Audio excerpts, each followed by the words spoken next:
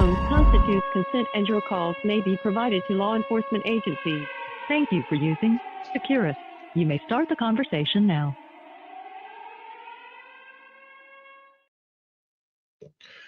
Welcome and good evening, everyone, to another exciting Friday night edition of The Grand Jury. It's game show style, folks. Lights, camera, reasonable person standard, and action. I'm your co-host and your bailiff, Big Ron. Now, for the moment you've all been waiting for, let's meet our distinguished guests for tonight's episode. The 5 volunteers we bravely stepped up to serve our mock grand jury. And guest number 1 tonight's going to be Alan. Alan, welcome to the show. Well, thanks, Big Ron.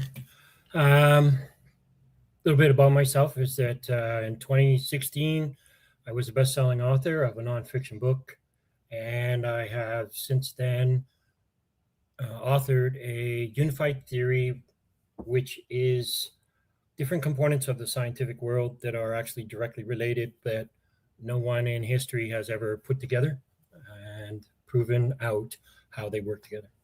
So, thanks. That is really interesting. We're going to have to get the name of those books so we can all go out there and take a look at them. And our next guest up tonight's going to be Linda. Linda, welcome to the show. Thank you. I'm very excited to be here. It just sounds very exciting, and I can't wait to start. Oh, it's always going to be a blast. I hope you enjoy yourself. And next up, Lisa. Welcome to the show, Lisa. Thanks for letting me join. I always love doing this. You have a great just exposure to what police go through, and I appreciate getting to be involved in that. Well, I'm glad you like being on the show. We love having you back. It's always great to have a return guest. And next on the list is going to be Bob. Bob, welcome. I'm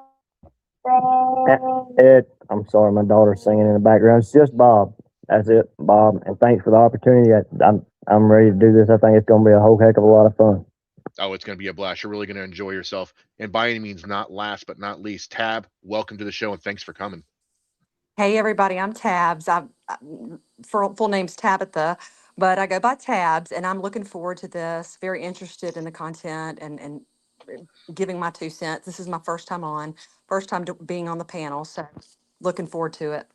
I think you're really going to enjoy yourself. We haven't had any complaints yet, and if the ones that do don't come back. All right, folks, that's our panel for tonight, and we all know that I can't do this job by myself. I've got to have somebody on the back end help me take care of everything. Bruce Wayne, welcome to the show, my friend. Thank you, Big Ron. It's going to be a great one. Looking forward to it. Let's go. Yeah, I think we're going to have a great one. Josie's got some good videos tonight. All right, folks, give them a big round of applause in the chat, folks. These are real people from X community, ready to watch the real world body cam and dash cam footage, hear the context, and vote reasonable or unreasonable. We go case by case, play the video, discuss the key moments, and then poll the jury one by one, starting with guest number 1 all the way down the line. Joe will guide us through the evidence, break down the law, and keep things moving. And like any good courtroom drama, we start with the classic intro. All rise. The honorable mock jury is now in session. The bailiff will now swear in the panel of 5 everyday heroes from X. Do you solemnly swear to judge these police use of force videos based solely on the facts, the footage, and what a reasonable officer would do under the circumstances, without bias, without hindsight, and with the spirit of Graham versus Connor in mind? Say I do if you're ready to go. I do. I do.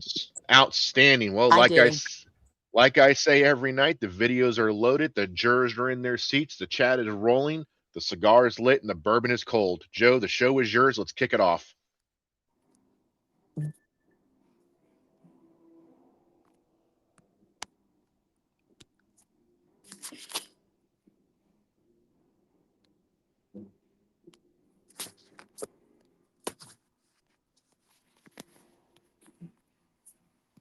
Lost the whole damn thing.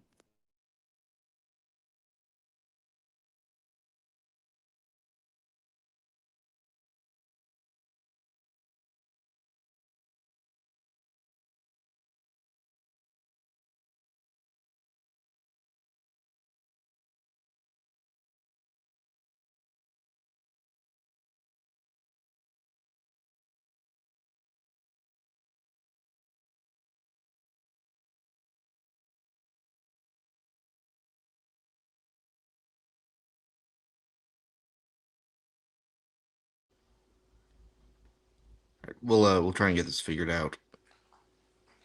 How about now? Check now. Audio Gotcha check now. 1, 2, 3. Sorry about that, folks. Do we have Jason up? I'm here. All right. I want to introduce Jason. Sorry about we're having some audio issues, evidently. I want to welcome Jason to the show. He's our longtime standing expert witness, 30-year veteran of Minnesota law enforcement, and the developer of the 3D response system. Welcome, Jason. Hey, Jason, and Ron and Bruce, can you guys believe it's our 49th episode doing this? No. Next week it'll be our 50th. We may change the color or something to bring that about. But let's get going. We had a little snafu here. We don't want to run out of time. We have some pretty good cases tonight. I think it's going to take all of our time. So let's get to it. Okay, jurors, welcome to the hot seat. Tonight, you aren't a regular trial jury. You're a grand jury, the unique gate of the criminal justice system. Your job isn't to decide if someone is guilty. Your job today is to act as the ultimate gatekeeper. You're deciding if the force used was reasonable or not.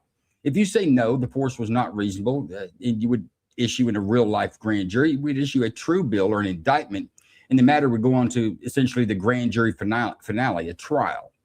These is what we see on television, where a jury of 12 has to be convinced beyond a reasonable doubt of your guilt to convict you.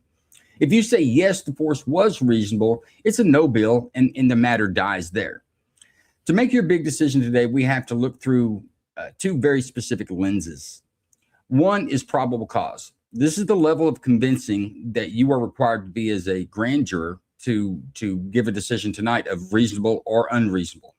Whichever way you go, we ask that you be convinced at the probable cause level, where it's kind of like where there's smoke, there's fire. More likely than not, it's not a real high standard. It's not the same standard that you would be like a regular jury. You don't need proof beyond a reasonable doubt. That's way too high for this stage of the game. Instead, your target is just simply probable cause, more likely than not.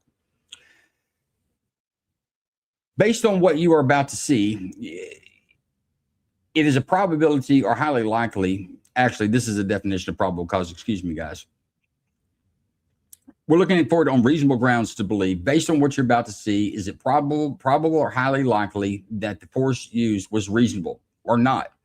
You're not looking for a loose connection or a solid connection, but it can't be a wild guess. It needs to be based on something. You've got to have some sort of an anchor as to why your decision is that way.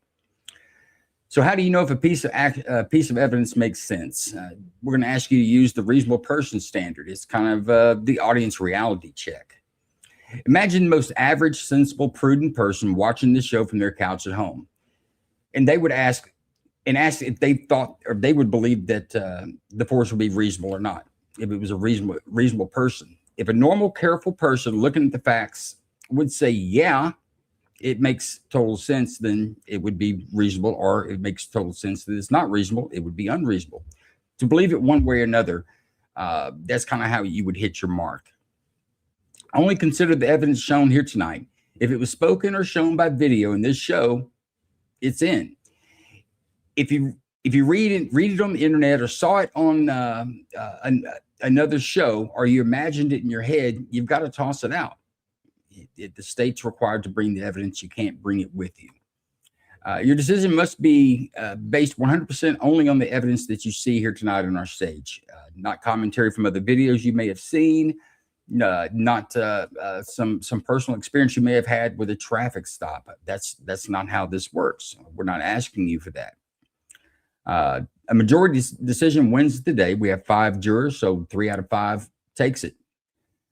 All right, the clock is ticking. The scales of justice are in your hands. Review the evidence, channel your inner reasonable person, and make your decisions. And good luck, jurors. Our first case. Like I say every week, the first case is the easiest. Always the easiest, the first case.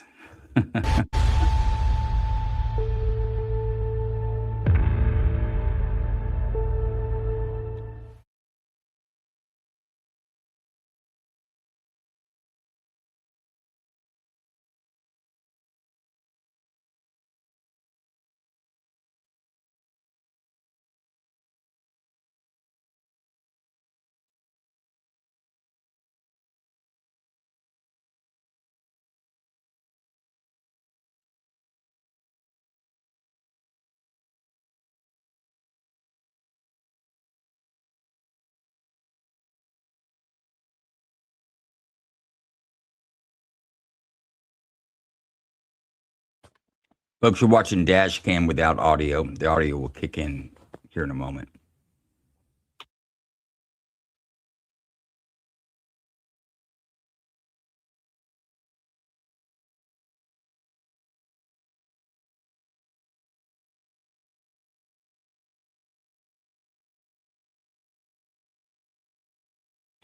Just for some background, what you're watching is the buffering time from when his light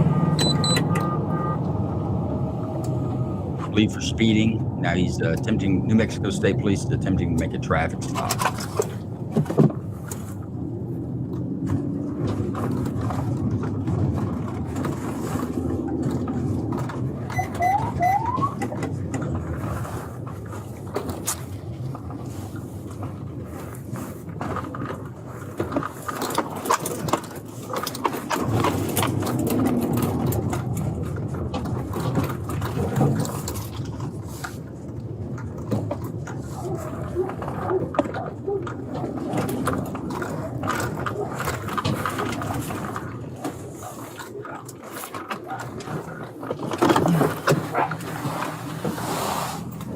Hey, what are you doing?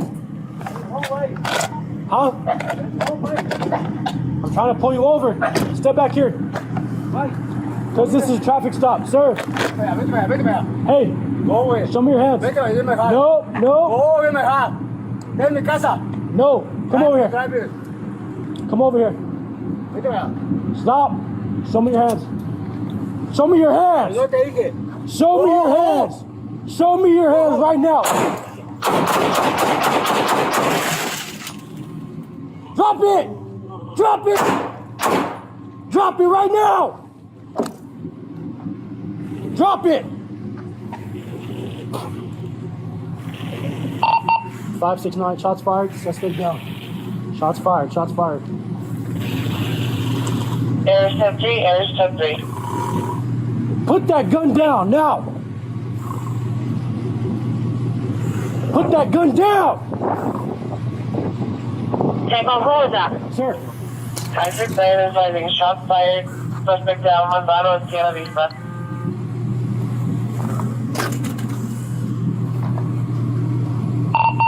Five, 6, 9, 10 to 55. 2055, anyone outstanding? Negative.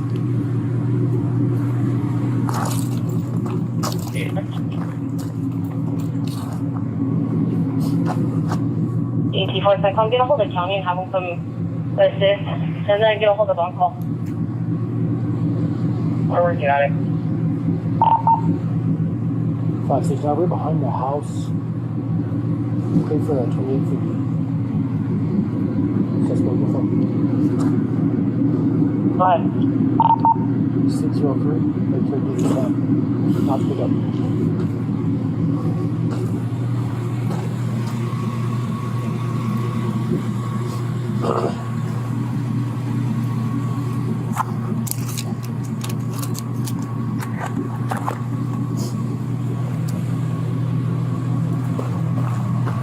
Negative tonight at a 04 gray Dodge active and a look with it. Return to that same address. Go on and rock.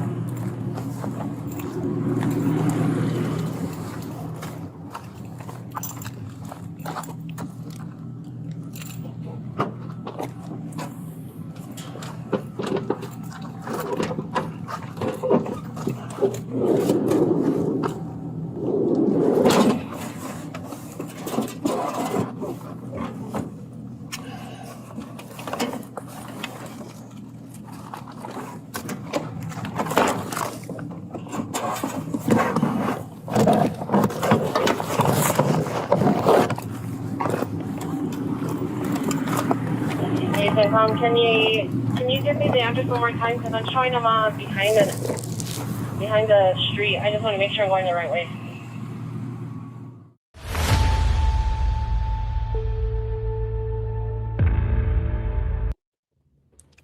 Okay, folks, that's your first case. It was the New Mexico State Police on routine patrol, clocks a vehicle for a speeding violation, attempts to make a traffic stop. The car doesn't yield to the lights and sirens eventually. Goes to his, evidently his domicile, his home, pulls into the backyard, and that's when he encounters police. Upon being notified that this was a traffic stop, the New Mexico State Patrolman explains that the subject reaches back into his vehicle and comes back out with a firearm, and this caused the state trooper to respond with gunfire, shooting the individual. The individual died of his wounds. Are there any questions that we have, or any portion of the video we'd like to see again? Can I see the part where he's already down and they shoot him again? Because I'm not sure where the gun is at that point. Sure, let's get there. Let's check that out.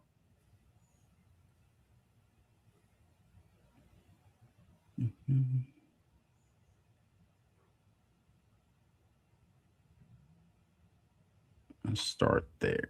Let's see what. Show me your hands. Show me your hands. Show me your hands right now. Drop it. Drop it. Drop it right now. Drop it. 569 shots fired. Suspect down. That let you see what you needed to see? Yeah, because the first time I didn't see the gun still in his hand. That time it was very obvious the gun was still in his hand. Thank you. How much of a difference would it make to you if you couldn't actually see the gun in his hand? If I couldn't see the gun in his hand, I would think the first time he shot him, I thought would have been reasonable. The second time, I would have questioned myself on that one because I can't see it. Because you personally couldn't see it in the video, you would question that? Yes. Okay. I would question it. But the first time, like I said, it was obvious. I could see the gun. But the second time when he was down was where I questioned if it was too much for the second time. Well, and I don't want to get into that too much. We'll talk about that in deliberations. But I was just curious if you couldn't actually see it in the video, how much of a factor was that for you? I want to welcome Patriot Nola to the stage. I think we've had some issues. I think Lisa had to drop out. So Patriot, you're awesome for jumping in and making the fifth juror for us on the panel tonight. Welcome. Thank you. I'm glad to be here. Glad to have you. Does anybody have any questions or any other portion of the video they want to see? Are we ready to go into deliberations and talk about this? Joe, I wouldn't mind seeing just when the driver of the vehicle was just prior to him exiting his vehicle. Like he's still in the vehicle? Well, I'm trying to get a gist of when the officer had walked up on him. That's what I was trying to figure out. Give me just a second here. I've got a bit of a new setup, and I'm not sure if I like it. It's got me kind of sideways right now. I'm going to move it. Give me a second. Okay, so you want to see him still inside the vehicle, right? Yeah, just prior to him exiting. Let's try that. Hey, what are you doing? Huh? I'm trying to pull you over. Step back here. Because this is a traffic stop, sir. Hey, go away. Show me your hands. No, no. No, come over here. Come over here. Stop. Show me your hands. Show me your hands. Show me your hands. Show me your hands right now.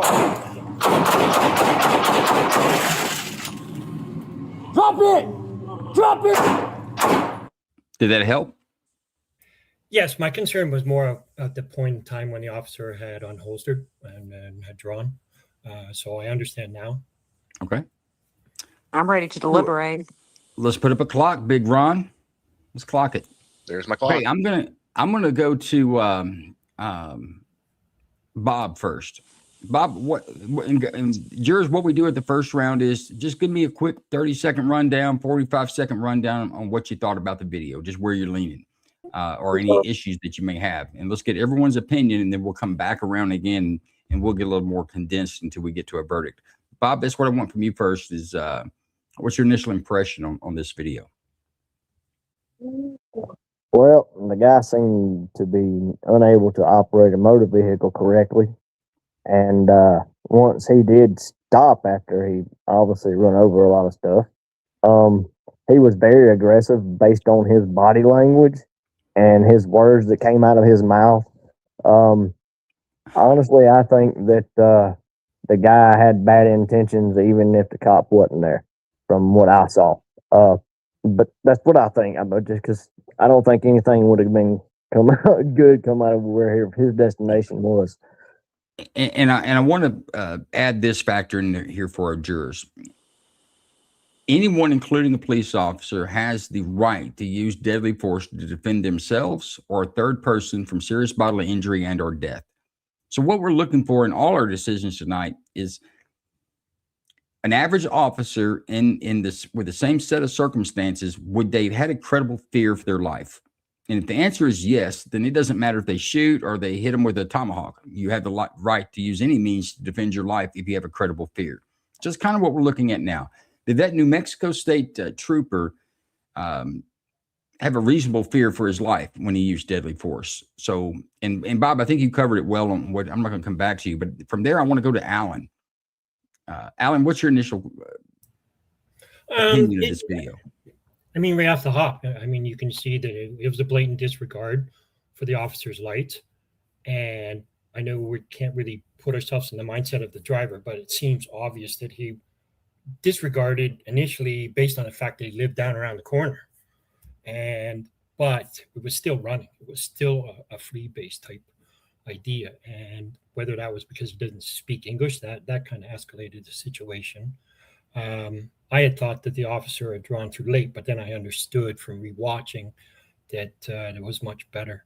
We can't see the gun from the individual, but I'm pretty sure that once the officer had raised his gun, that that's when he saw it, and that was what is most important. Let's talk about seeing the gun. So you're a trooper.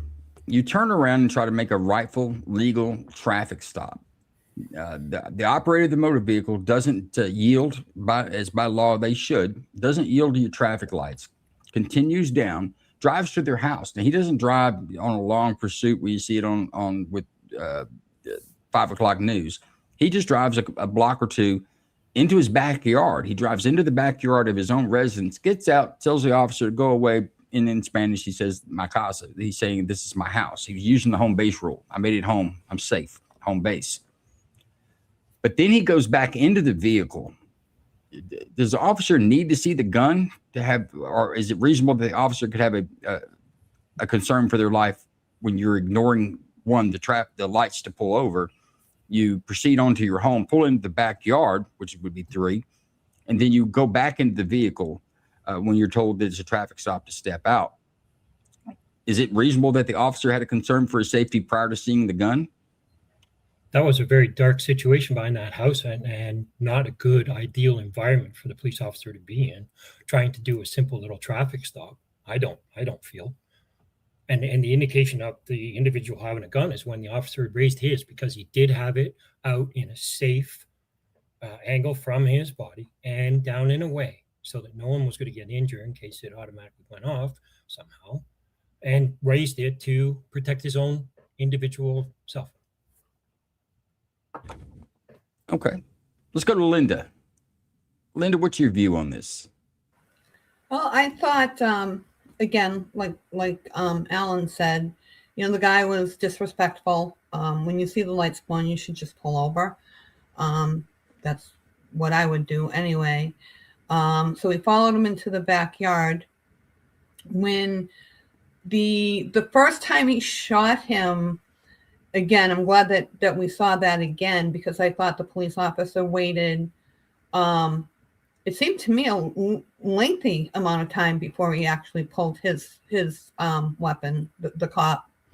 But I could see why he did it, because I couldn't see if the guy had a gun in the vehicle, but he wasn't showing his hand. So I could understand the concern there for a weapon, for him to have a weapon, even if I couldn't see it at that point. Right. And when we look at these, we have to look at the totality of the circumstances. That I means agree. all It the looked like all I the kind of things. did kind of see that he was hesitant about putting his second arm out there or second hand out there because he was reaching for something. And in the officer's defense, he didn't know exactly what he was reaching for. It was Joe did say that there was a gun. And I do believe that if you show somebody your gun or your weapon, you better be willing to use it. In the officer's defense, I believe it was necessary for him to actually use. It was him versus him, at that point. So you're leaning towards The video it wasn't seems clear. reasonable. I would like to see that part again. Is that Linda that spoke on that? Yes. Yeah, so I'm glad you asked to see it again because it wasn't clear for me either the first time. So you're leaning towards it seems reasonable I that think the officer had a fear. Yeah. Is my audio coming through? Mic check 1 2 3 1 2 3. Yes. Yep, you're good, Joe. Okay. We're having some audio issues with some of the girls. Keep on pushing. We're working it. No worries. So, but Tabs is leaning towards reasonable. I think that's where everyone is at this point. What about Patriot Nola? What do you think? What's your initial view on this? I think the officer was correct in what he did because the guy wouldn't get away from the vehicle, and you could tell he was just up to no good. So I agree with the officer. He's up to no good, so Yeah. it's time to go get Western. Yeah, when he started reaching back in his truck, and yeah. Okay.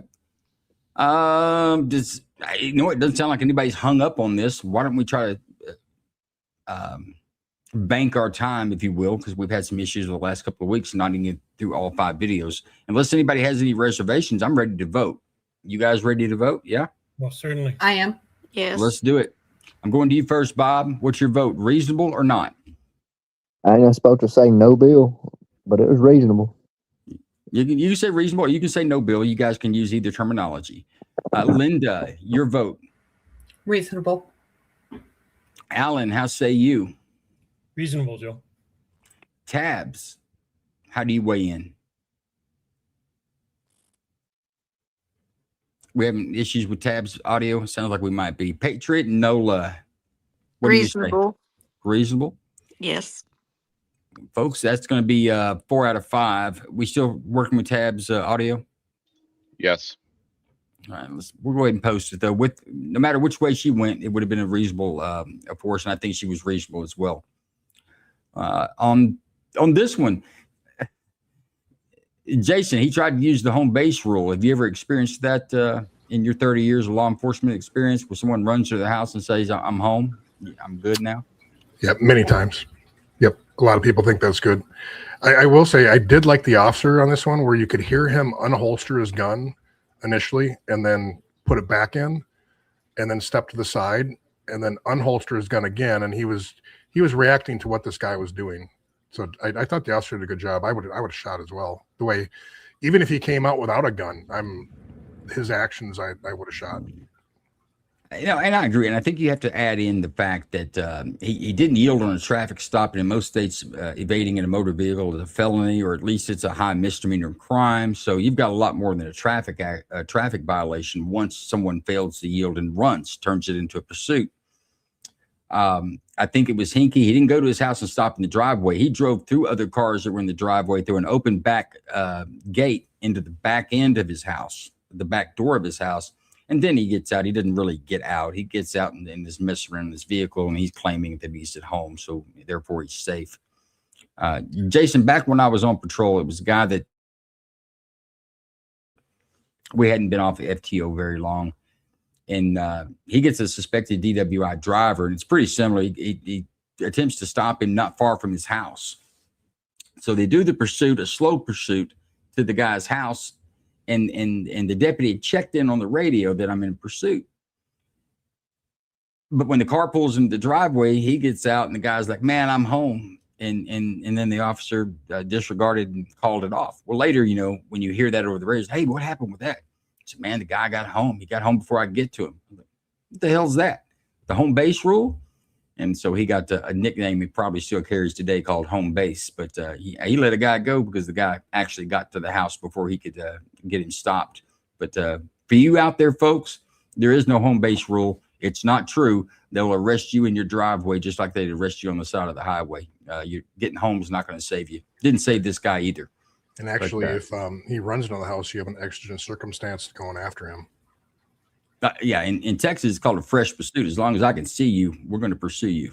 So yeah, now we'll kick your door in, and that's done all the time. By the way, folks that get through the front door, they're just going to put their foot on it, come in and get you. You're not getting away. It's better to stop and avoid all the extra charges and deal with whatever it is that you're dealing with when they light you up.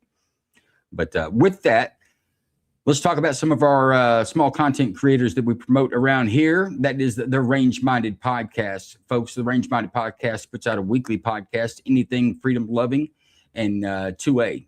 He covers both guncraft and ongoing current 2A legislation and a lot of court cases that are moving through. But Big Ron, let's show that promo on the Range Minded Podcast. Guys, reach out and support him. You can find him anywhere that you get your podcast. Give him a subscribe. Give him a follow wherever that's at. That means a lot more than what you think it does to these content creators. Go to his website, buy some patches. We all do that. He has great patches. Let's run that. Love me some Range Minded. Have you ever wondered to yourself, man, what time does the store close? Or where's the best cheeseburger near me? Well, I'm not going to answer those questions. That's what your damn phone is for. Use that. Instead, if you have stuff related, to the 2A world, I'm your man. My name's Steve. I run the Range Minded Podcast. On the podcast, we talk about all things Second Amendment, whether it be new guns or gear. Maybe we talk about some training. We'll dig into Washington and the shenanigans they get up to. Sometimes we talk about the Supreme Court and the crap that they're doing. It's always a good time, a little smorgasbord of the 2A, if you don't mind me using that narrative. Either way, you can find us whether on YouTube or Rumble, Range Minded Podcast. I'm also on all sorts of streaming services, wherever you listen to your podcast, Range Minded Podcast. You can jump on the website, rangemindedpodcast.com. Maybe stop by, buy a patch and some other things there. You can link to the social medias and all that other stuff. Hope to see you there. It's always a good time. Anyways, you guys have fun, stay safe, and always stay range-minded. See you guys soon.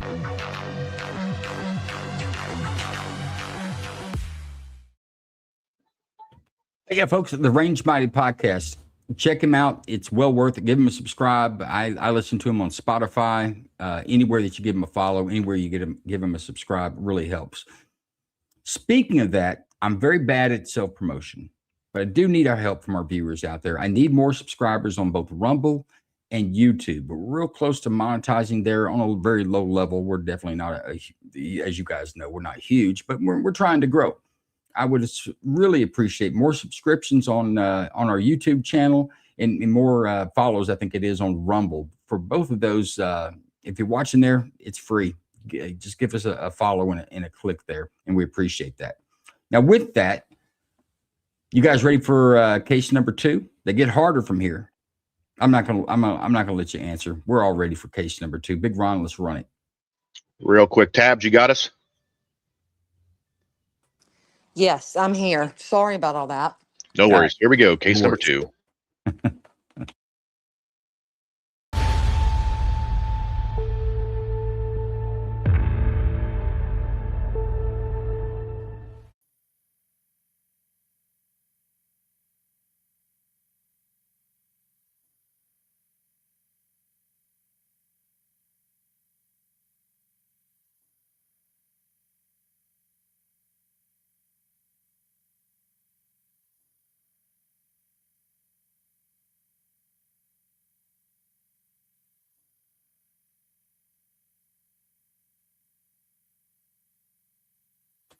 Those of you on the phone, this is San Diego Police Department. We received a dispatch reporting an assault of a person with a ice pick. Hi, 16th and Island. There's 2 homeless fighting, and one's trying to stab another one with a knife or a stick or something. 16th and Island, and one has like a knife? Yeah, we were stabbing him, but we were screaming at him, so he stopped. 3 units on the 245. Subject is a Hispanic male, long hair, black sweater, white on the front, and jeans. Hey, drop the fucking pick! He has a small backpack. Drop the pick! Get out of the way! When at gunpoint, not compliant. You with the fucking backpack, drop the pick. You guys, get away. Drop the pick in your hand right now. Sir, move. Drop the pick or I'll fucking shoot you. When at gunpoint, not compliant. Hey, drop the fucking pick. Shot fired. Drop the pen. Drop the pen right now. Facing westbound 1600 Island. Drop the pen. Get on the fucking ground right now. Get on the ground. Back up. Get on the ground. Get on the fucking ground or I'm gonna shoot you. So not complying to walking up on me, ass. Get on the ground. Get on the ground. It's just it's a pen. It's a pen. It's a pen. You got. We're on 1600 Island, South Curb Line. Back up, back up, back up. Hey, everybody's back up.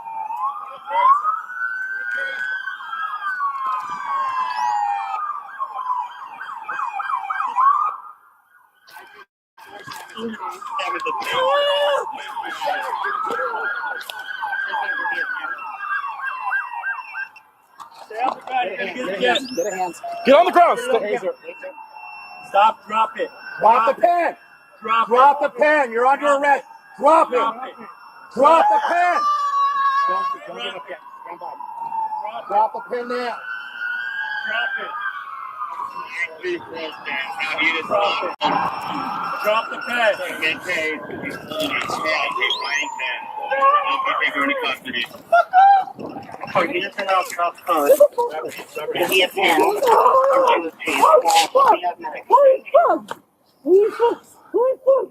I got the left hand.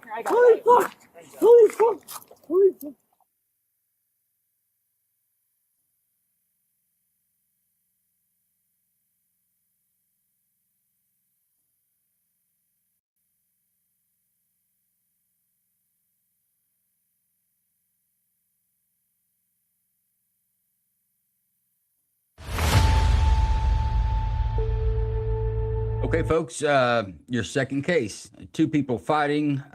It was reported over the 911 call, and you heard on the dispatch that one was attacking another with an implement similar to an ice pick or a pick. A single officer arrives on the scene, the first one there. He observes exactly what the 911 call was reporting. Two people in some sort of a combat. One is attacking the other with what he believed to be a pick. He announces it a couple of times. Drop the pick, drop the pick. Eventually, when the aggressor, in this case, gets close to the victim, the officer shoots several rounds, but striking the suspect 2 times in the chest. But yet the suspect doesn't go down and continues to act erratic. I wouldn't say aggressive, well, somewhat aggressive, but erratic at least. Any portion of the video we'd like to see again, or any questions that we have right now? No, I'm good. None on this one?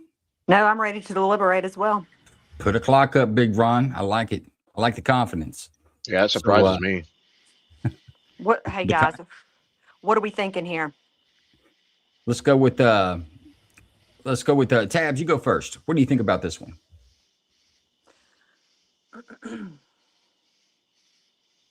You with us, Tabs? All right, Bob. What do you think about this one, Bob? I think they should have pepper sprayed him on top of tasering him. I don't like tasers, but other than that, I think the officer should have used pepper spray after they shot him, and they kept, because it was obvious they couldn't really do any harm too much with what weapon they had. But at the same time, it's just no bill. You know, justification. I'm not looking for a vote on this first round, guys. Oh. Just give me your impression. Just I'm feeling this way would work. I don't think the officer did anything wrong at all. That's Okay. what I. Now we're all aware that it wasn't an ice pick; it was a ballpoint pen, right? Everyone's aware that I'm there was perfectly never a aware. weapon there.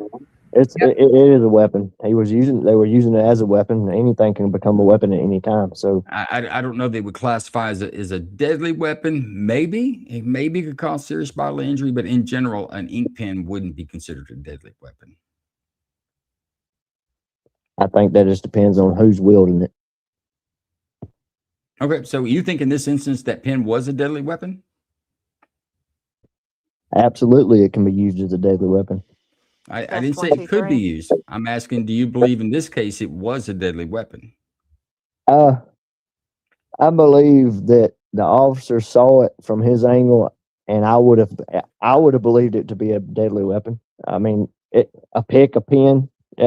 You can say what it is. It was being used in the intent of that. Well, let me ask you this. I think the officer did not believe it was a deadly weapon. Once the officer realized it was a pen, you heard it in his voice when the second officer arrives and gets out. He tells the second officer, "It's a pen. It's a pen," and he puts his gun up and he pulls out his taser. That's when we saw less than lethal used on the suspect. So the officer did not believe it was a deadly weapon once he realized it was a pen, but yet he'd already shot this person twice. But see, that was after he had shot him, though. That's what I'm saying is after. Right.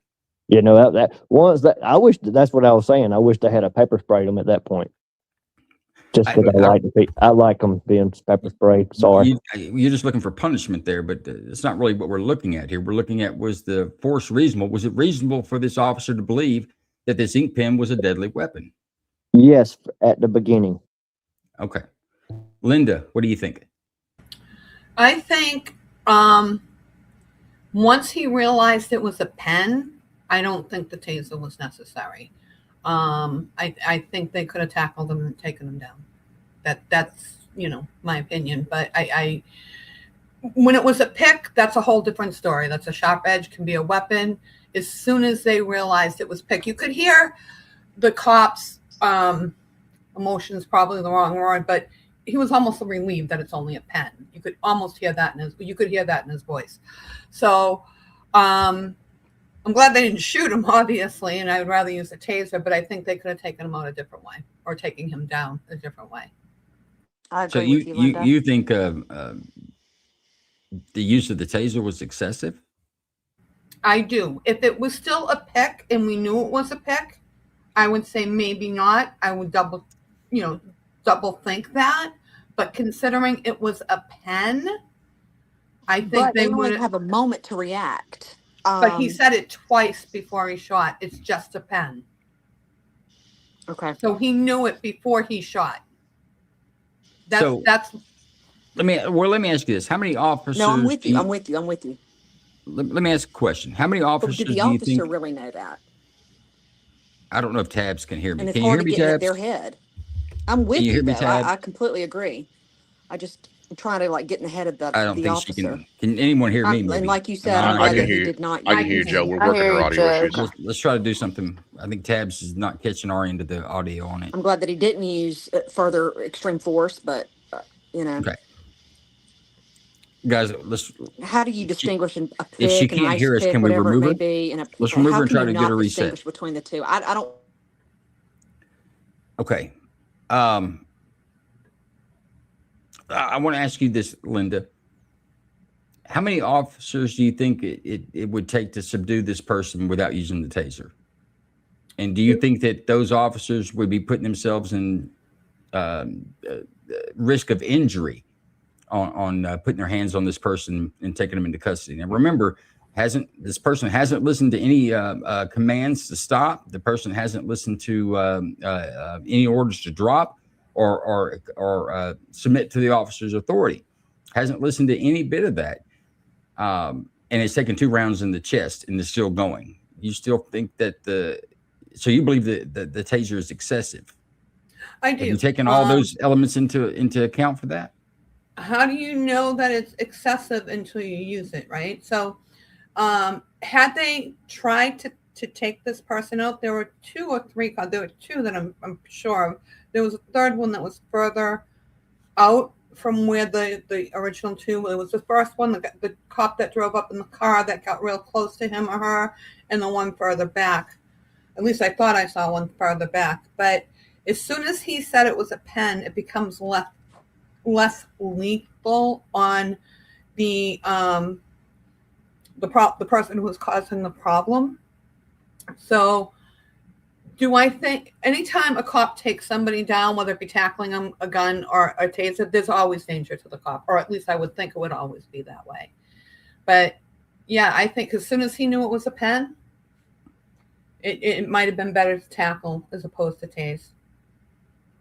Okay, let's get to Alan. What do you think about this, Alan? Where are you leaning? Well, point one, officer was alone. Point two, officer drew unholstered immediately, which was proper, issuing commands properly because being at a distance, could not see what the weapon was at the time. And then the next big point was the fact that once the officer did issue stark, firm warnings to get down, to stand down.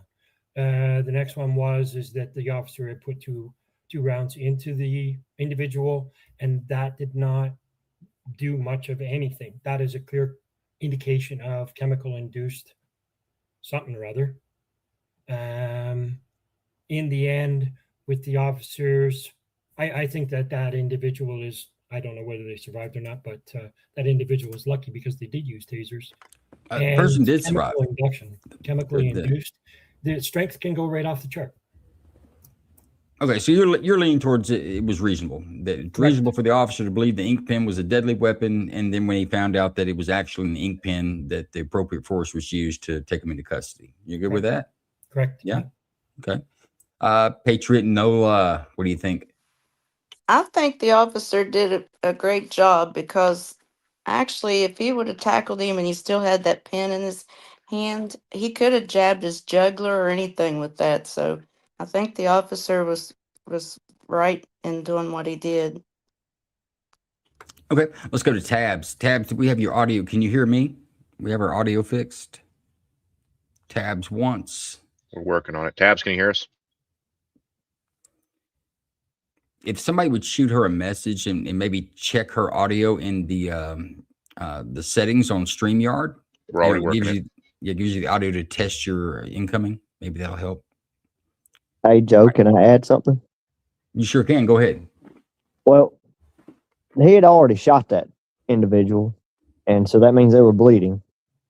That officer don't know if they have any kind of disease or anything, HIV, whatever. So honestly, at that point, the pen, even though it not being that much of a threat, could be a life-threatening thing. That's all I got to say. I still think they should have pepper sprayed them, because then I don't believe tasers work too well. They just piss some people off. I mean, honestly. But that taser did. It locked her up like a board. And they had like three. They had like three of them, but she still kept getting up. That's the thing. Okay. So is that your position? You just wanted to see pepper spray? No. I just don't think tasers work in that situation as well as most people think. They don't always work. In this case, they worked well, but in other cases, they may not. And but I mean, that's kind of what we talked about. In other cases, it may not, but in this case, it did. Yeah, it did. Taser did exactly what a taser is supposed to do. Locked him up, dropped him down, and then the subject tried to pull the probe out, and they were able to. They still had other sticks. They were able to light her up again and take her into custody by using the taser. I think the taser worked in this case. I get what you're saying, and you know what? You're going to find a lot of people in this panel in our crew agree with you on the tasers, but in this case, the taser did work. It was effective. But with that, we are out of time. Let's go to a vote. I'm going to Patriot Nola first. Reasonable or not? I'm early 18 now. Hold on a second. Can you hear me? Yes, ma'am. We've got you. Okay, sorry. No worries. I didn't come on there for a second. It was reasonable. Very good. Alan, how say you? Reasonable. Linda, your vote? I'll be the not reasonable. I think it could have been handled better. And that's on the taser? Yeah. Or the shot? Okay, so we got really... We got two uses of force here. We've got gunshot, we got lethal force, and we have less than lethal force use. So you're okay with the lethal force? I am not okay with the gun. Okay. All right. And I think because the taser was used after they knew it was a pen, I'm not all right with that either. So. Okay. So you're not reasonable or a true bill is what this would be. Very good. Bob, what's your vote? No bill. Very good. Tabs, are you with us, Tabs? Tabs once, Tabs twice. Guys, maybe she could cut that into another browser. Maybe. I don't know. How about now? Is just second tabs up? Tabs We're working once. it, Joe. We're working it, Joe. Well, what do we got? We got 3. So we're there already with the decision. Let's go ahead and post the decision. That's going to be it's going to be reasonable. We have a caller. Oh, we have a caller. Let's hear it.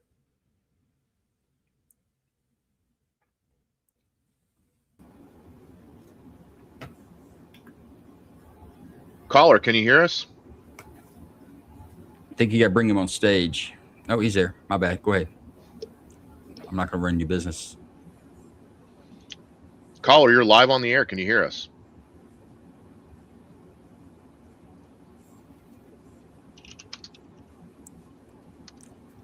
I tell you what, let's go ahead and go to Jason for some talk on this, and then if you get the caller up, just let us know. We'll cut into that. But Jason, you want to give him the assessment on this? I mean, yeah, 2 different types of uses of force.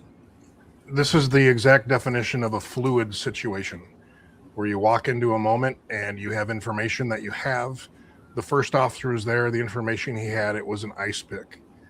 He responded based upon the information he had and what he saw. And then when he noticed it wasn't an ice pick, it was a pin, he downgraded to less lethal. And I think the officer did fine based on the information he had, the action that the suspect was giving him to deal with. The other thing too, just I can't know who said it, but you can't pepper spray somebody and then switch to a taser. They will start on fire. You got to choose one or the other. So if you pepper spray them, your taser's out of the question. So it's either one or the other. But this was a very fluid situation based on, and the officers gathered information as it's going through, and he responded as the information changed. So I actually think the officer did a good job. Horrible shot, but he did a great job. I want you to give me your opinion on this. And Linda brought it. In fact, Linda voted that the force was unreasonable for the use of the taser. Do you think the use of the taser was out of line? And what I really want you to tell me is that what are the hazards for officers, even when you have 3 or 4 of them fighting a person? Is there a chance for injury for the suspect that you're taking in? Is the injury, let me ask it this way.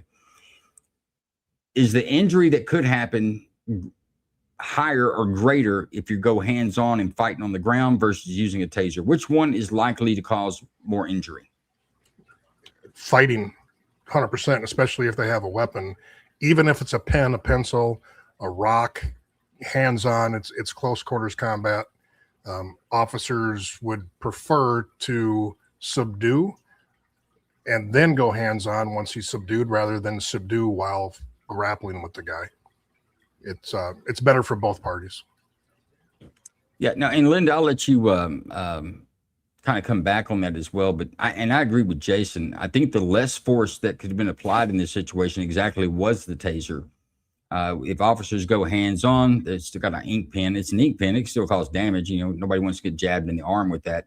But also the suspect is going to get a lot more force applied to them, both open hand force, pain compliance techniques that will be used, and just the mere force of jerking their hands and putting their knee on their back and putting them into handcuffs. I think that the taser was actually the lesser amount of force that could have been used in this situation. But what's your opinion on that, Linda? Well, the last 3 things you said about the knee on the back of the legs and putting them in handcuffs, that already happened anyway, after she was tased. So, you know, I will tell you, not the way it will when you're forcing them into a handcuff position. It's right. You're gonna get a lot more force that way. And just remember, I've never been a police officer, so I mean, so as a civilian, no, and listen, I'm not being critical. I'm just no. I bring get up a good point, and it's very reasonable. I just thought we would discuss it and see if maybe another aspect of that. I think. For those in law enforcement, I see the taser as a lesser level of force than hands-on, but hands-on can get ugly real fast. Right. And honestly, when he ended up having to do the taser twice, I was surprised it didn't bring her down him or her the first time. I don't know if that's common also. Hang on. You're surprised that she takes 2 rounds to the chest and continues to fight, but you're surprised that the taser didn't take her down? Yeah. She was shot.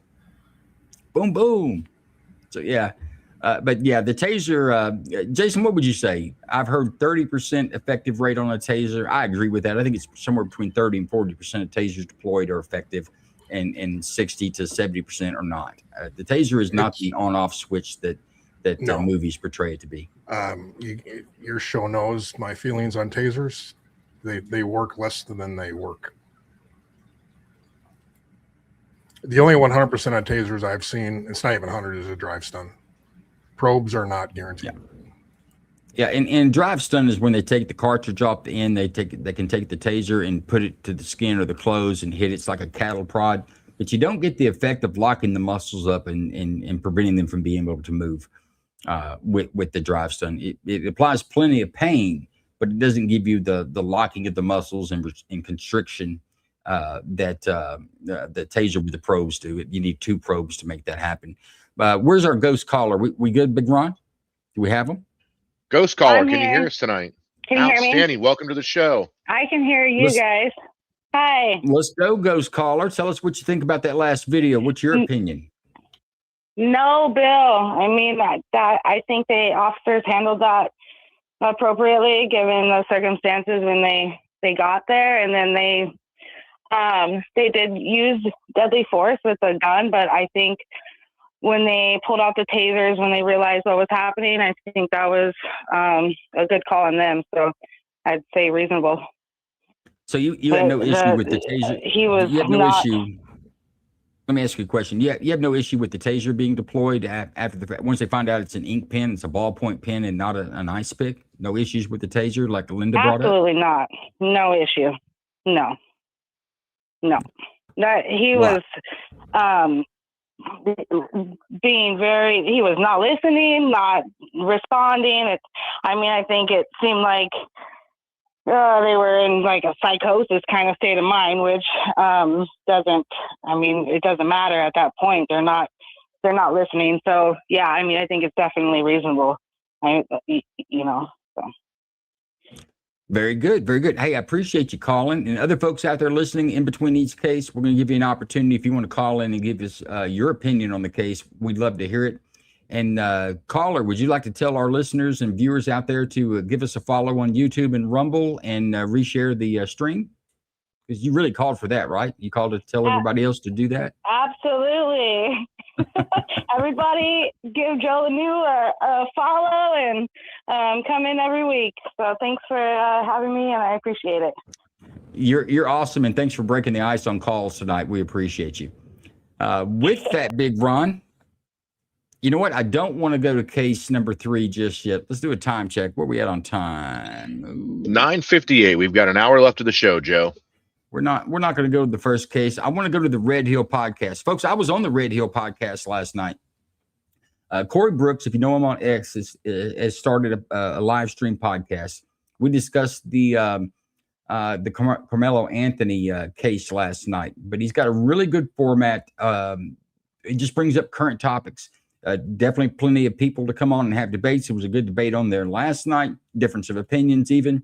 But the Red Hill podcast, let's run that promo.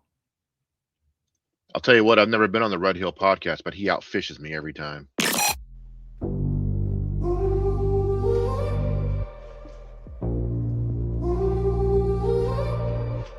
They frame me in a picture, Sharpie horns on my head, every rumor like a scripture, they repeat what they were fed. Yeah, I'm walking through the whisper, let them burn me in their tails. I keep receipts in my ribcage, every scar, every DD. Call me the villain, paint me in black, blame every crack in your heart on my back. But when the curtains falling,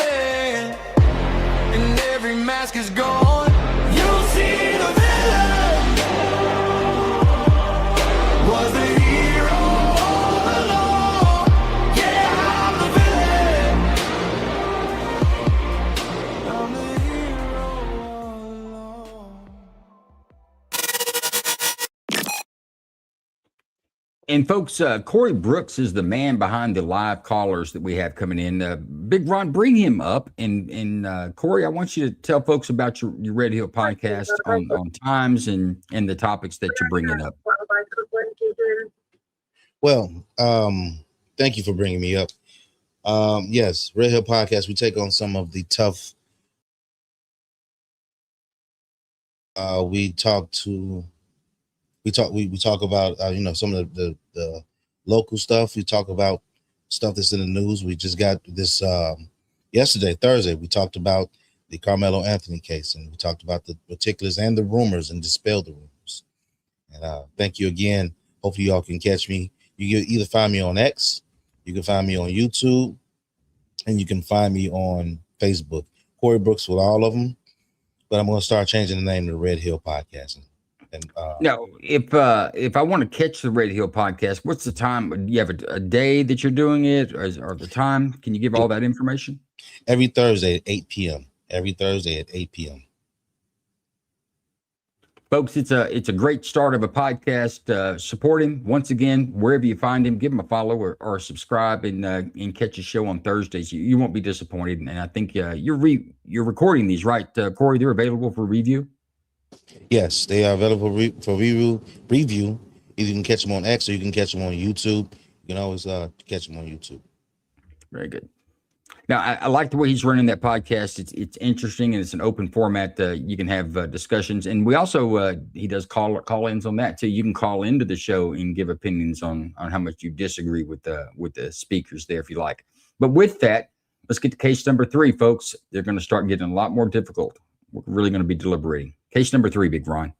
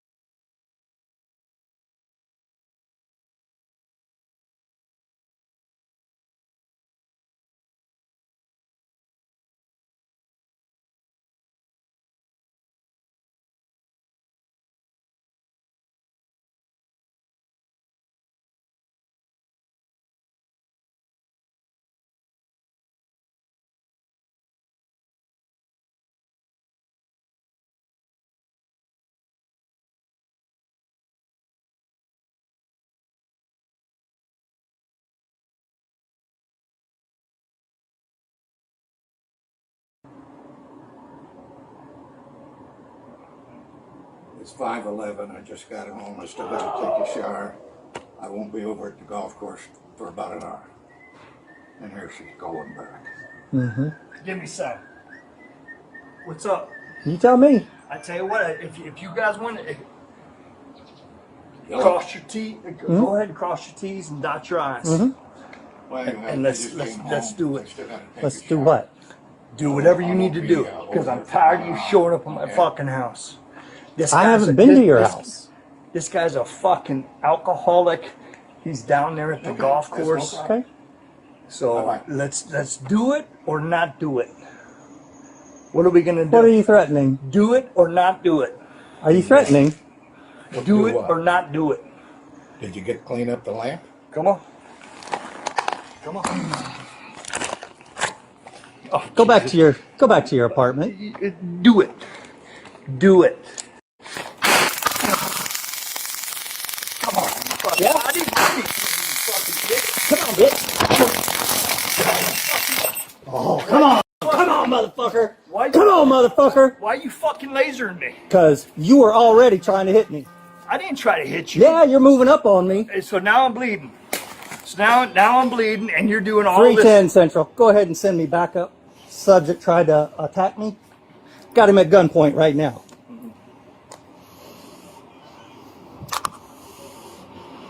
You need to get down on your knees. I haven't done anything wrong. Get on your knees now. I haven't done anything wrong.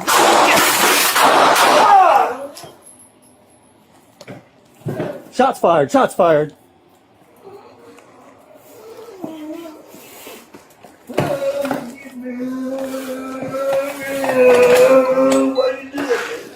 You can't come at me like that.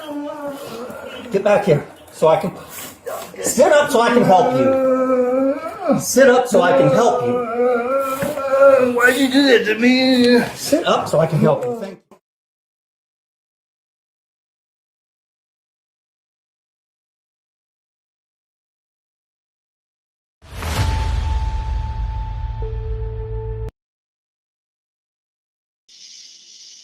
I'm ready.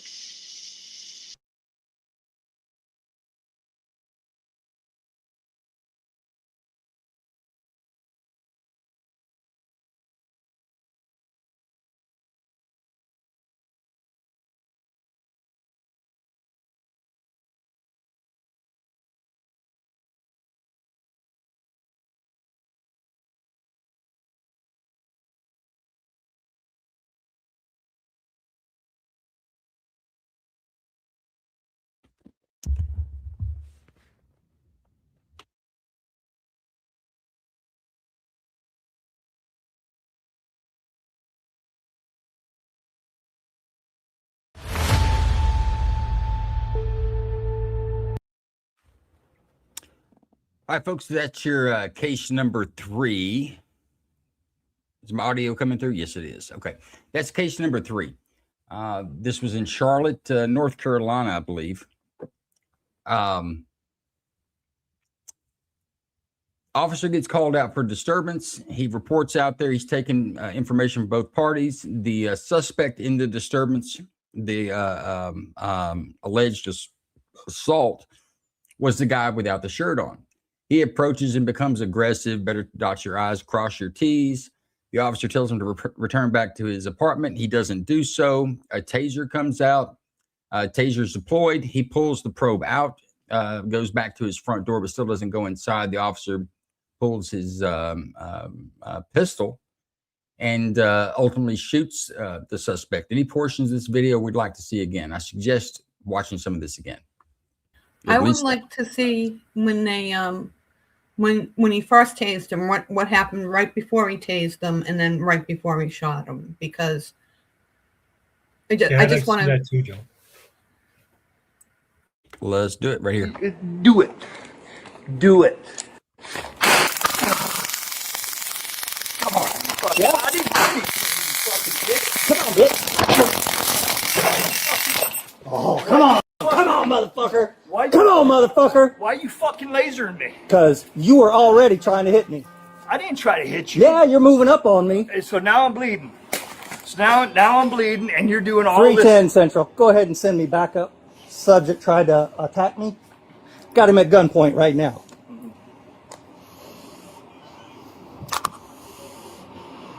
You need to get down on your knees. I haven't done anything wrong. Get on your knees now. I haven't done anything wrong.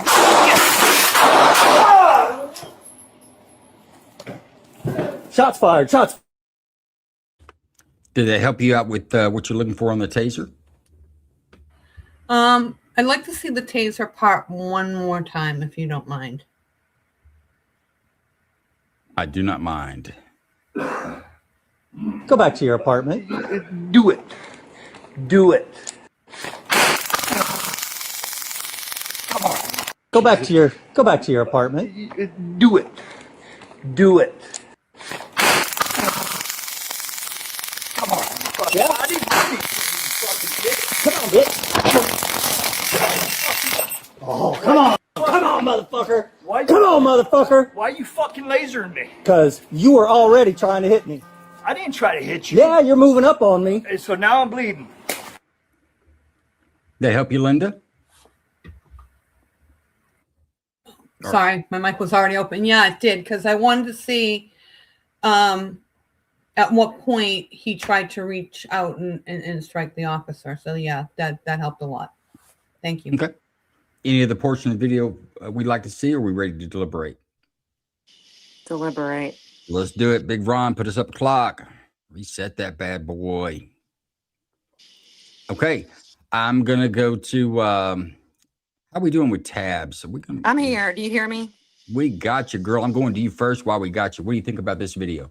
Yeah, I'm not seeing any reasonable reason for them to use him to use a taser, especially not his weapon, his pistol.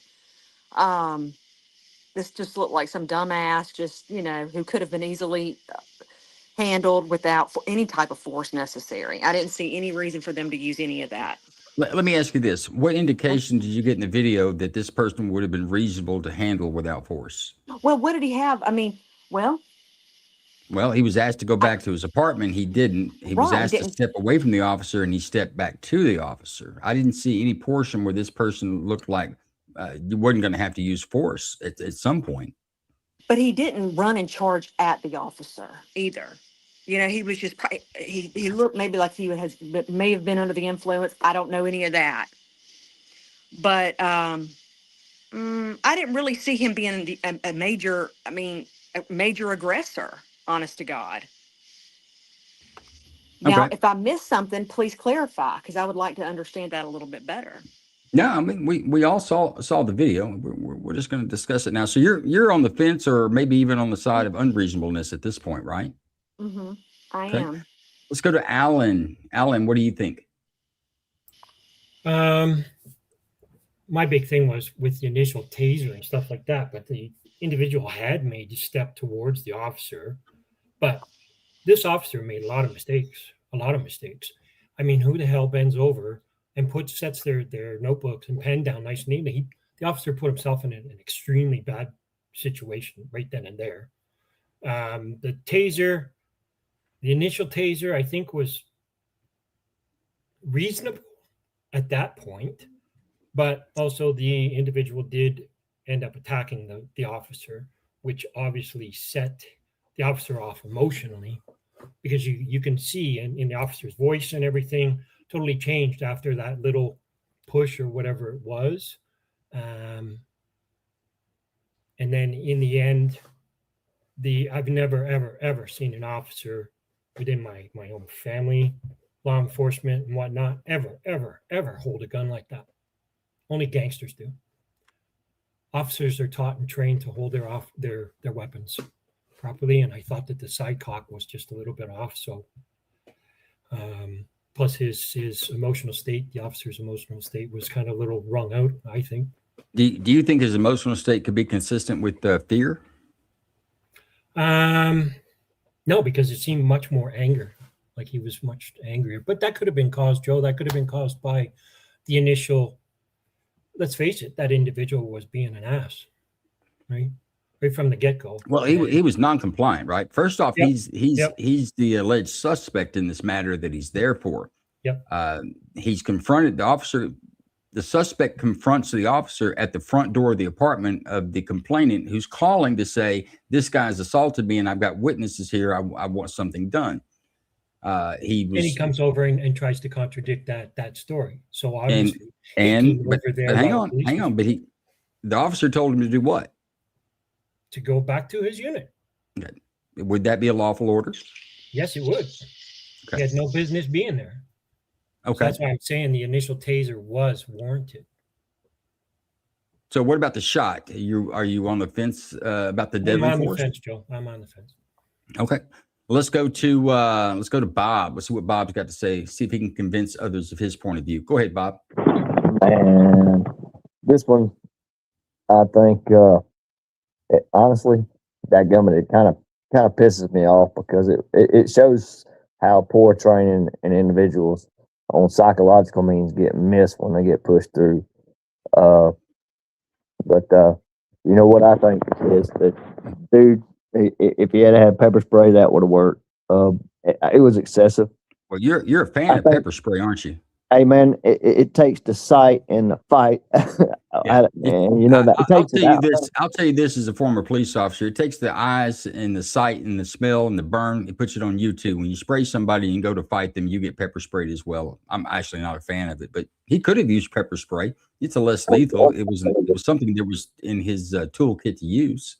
Yeah, I don't think he should have shot the guy. I think he should have backed away after the taser didn't, because he didn't have a weapon. He pulled out his phone. He was basically wasn't putting on a defensive posture or anything. So I do think that the officer overdid what he should have did. He should have backed up. He wasn't an immediate threat to anybody in his surroundings. So let me ask you this: why did the taser not work? I think it just doesn't work well on. Well, he got hit two probes. He got 2 probes in. It don't, and because look, dude, I've used cattle prods on cows before. Actually, the taser can actually make it go the opposite way because it'll give you an adrenaline boost. Well, I'm asking something very specific. Why did the taser not work in this case? Did you see it? If you didn't, I'll tell you. Oh, I don't know. You go ahead. The suspect pulled the probe out, so he gets tased. But he's asked to go back to his apartment. He says, you better cross your T's and dot your I's because that ain't going to happen. He takes steps towards the officer. The officer pulls out the taser, deploys the taser, shoots the suspect with the taser. He pulls the taser probe out, making the taser non-effective. Now, he does retreat back to the front door of his apartment. But at this point, should the officer take him into custody or let him go back to his apartment? Yeah, I get what you're saying now because you don't know who else was in the apartment. So, well, at this point, I think he's got to go to jail, right? Oh no, he's committed an offense. We're not going to come back later and talk to you. We're going to take you to jail right now. Yeah, I just think he probably avoided the hospital would have been the better route either way you look at it. But you know, 100%. At the end of the day, I honestly think the officer could have backed off at that point. And waited for backup, kept him at bay. I didn't see the man was not armed. Now, if he had been lunging towards him when he fired his weapon, I would be in better state of mind of going in the opposite direction, but I can't because that's not what he did. You think it's reasonable that the officer feared that he may have a firearm inside of his apartment, that if he got back there, this would escalate beyond a taser? But he was telling him to go to his apartment, so he was following commands. That's the only problem I have. But I think that order was over after the taser came out. I think we'd gone beyond go back to your apartment at that point. Okay. No? Well, I'm asking. You're the reason. I'm asking you. You're supposed to be the reasonable person. I'm not trying to. I'm not trying to listen. Stop and listen. Stop and listen. Try that. Stop. Listen to what I'm saying. I'm not trying to sway you one way or the other. I'm asking you, did you consider all the things in the video? We say that he shouldn't have used the taser.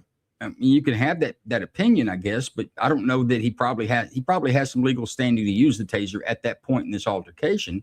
The guy pulls the prong out of his skin to prevent the taser from being effective, and then tries to go back to his apartment. At this point, is it reasonable that the officer lets him go back into the apartment?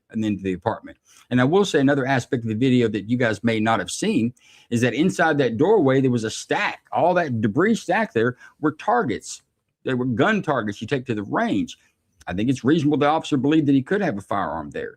But I guess what I'm asking, if you guys think the taser is not reasonable, then you obviously don't think the lethal force was reasonable here at all. But are you breaking it down that way? Are you saying he should have pepper sprayed him or let the guy retreat back into his house? That's what you're saying, right? The officer should have backed off and let this guy go back into his home. Was there any? Well, pretty much, yeah. That's what I'm saying, Joe. Fair enough. Let's see. We got Tabs. Tabs, you're having a hell of a time with it tonight. We appreciate you being persistent. Are you with us? I'm here. I am. What do you think about this video?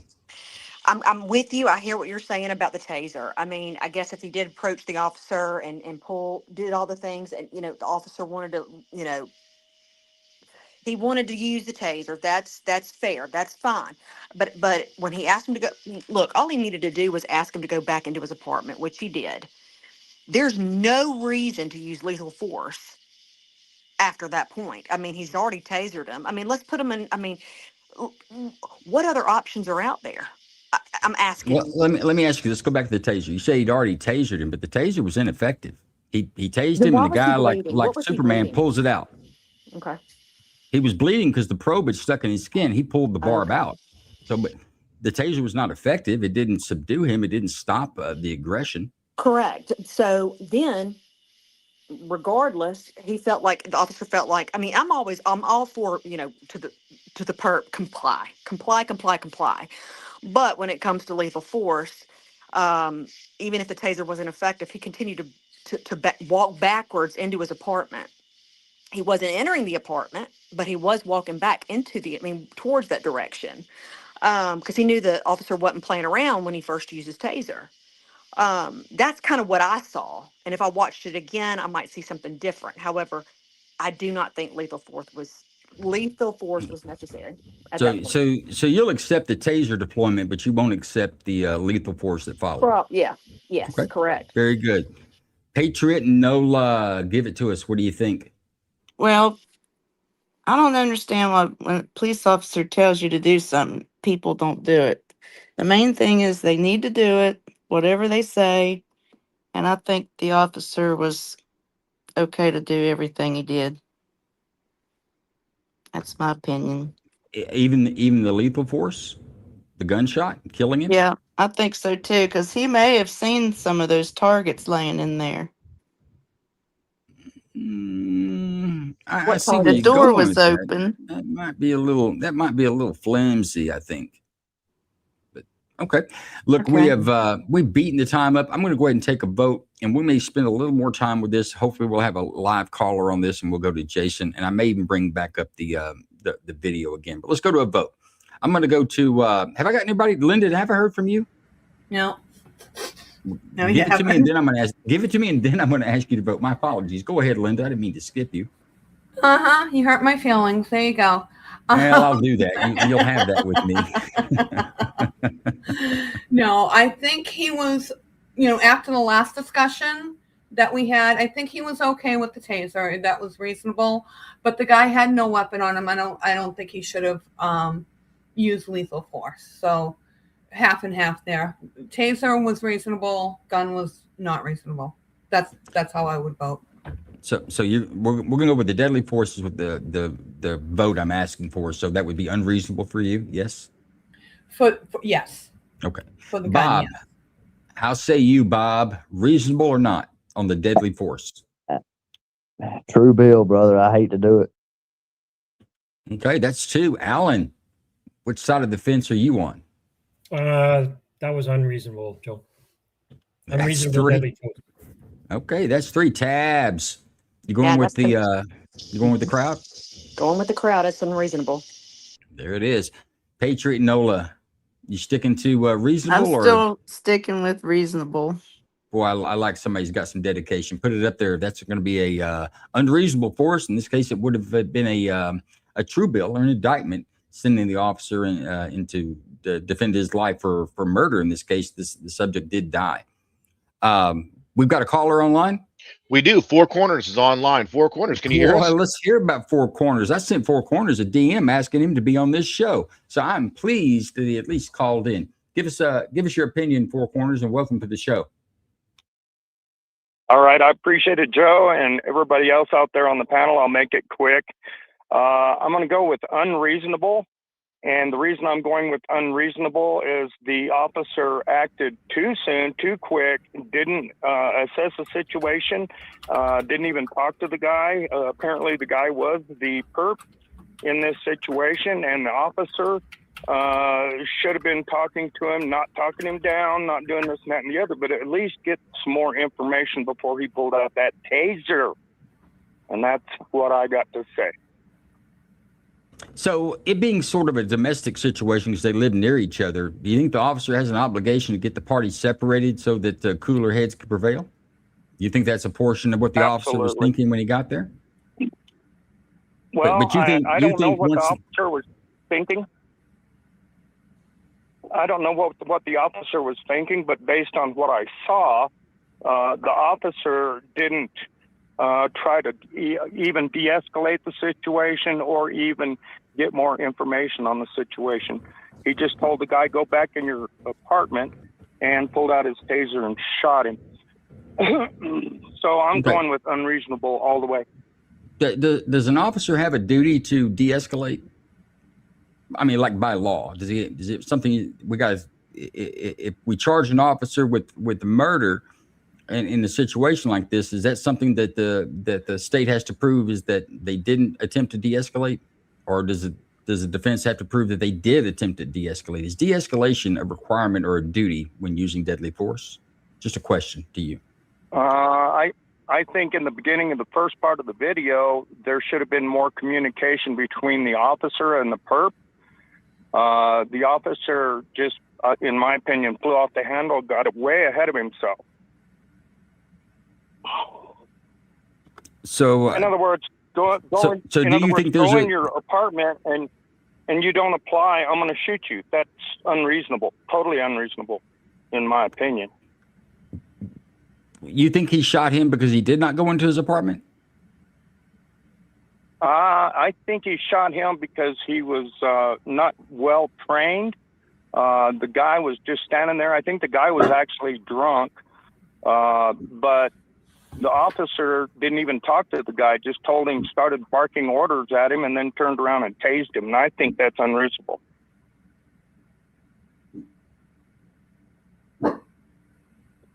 Okay, very good. Appreciate your opinion. You side with our jury tonight for sure, and we appreciate you calling in.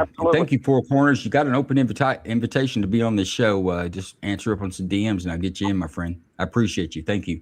All right, you got it, brother, and everybody else. Thank you. All right, Jason, do you want to come in on this one?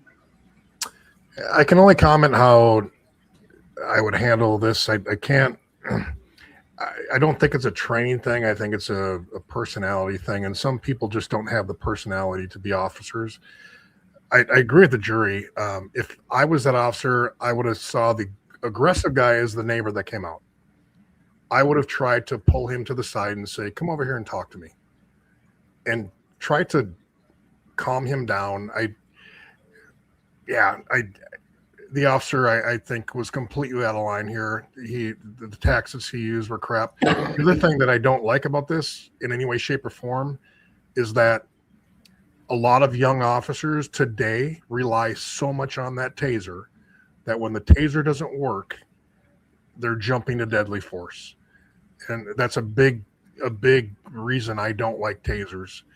But I think this could have gone a very different way if the officer would have taken the time to just say, I see you're agitated. Come over here and talk to me. That guy's calm on the front step. This guy, you're pissed off. What's ever going on tonight? Come over here and tell me what's going on, and try to work it out that way. The officer was, if I was his lieutenant, he's in a big world of trouble for what he did. Let me ask you, Jason, if you were sitting on the jury tonight, which side of the fence would you have been on? Reasonable or not? Unreasonable. Okay. And I agree with what you're saying. I think there's some verbal judo that could have been employed here. There's some policing skill craft that could have been used that would probably have made this turn out different. But when I first watched this, I thought this was I was like the jury. I thought this was unreasonable. I thought it escalated too quickly, and I didn't understand the shot. But I did have the benefit of going through this a little closer than you guys did because I did the editing on it. This one is interesting, and I'm going to go through and show you a freeze frame. Where we're at now, let me put this up full screen for you to see. Where we're at now is this is the complainant there with beer belly number one with no, evidently shirts aren't a big deal where this is at. So no shirt here. He's making his complaint to whatever it is. Now, the person he's complaining against, you can see him over the hand there coming out of his apartment. So at this time, this guy's come out of his apartment. Now he's coming over to the police who's talking to the person who called. So let's advance this a little bit. Now he's there. He's giving his story. He's giving it up. You better cross your T's and dot your I's, is some of the things that he said there. Pointing the finger, and he's antagonizing the complainant. And I think at this point, verbal judo says, and good policing says, let's get these parties separated. that Jason says that walk with this guy and go talk to him. I don't disagree with that. He could have done that. I don't think he had a duty to at this point. I think his command to go back to your apartment is lawful at this point. I think he has the authority to do that as a police officer in his jurisdiction. But I'm going to advance this a little bit. This keeps going. This keeps going. This keeps going. The officer sees at this point that this guy is becoming he's a little bit belligerent. So he's going to put his gear down. He sets it down. This is a little unusual. You don't really see that, but it does. I mean, I see officers dropping it, but he sets it down.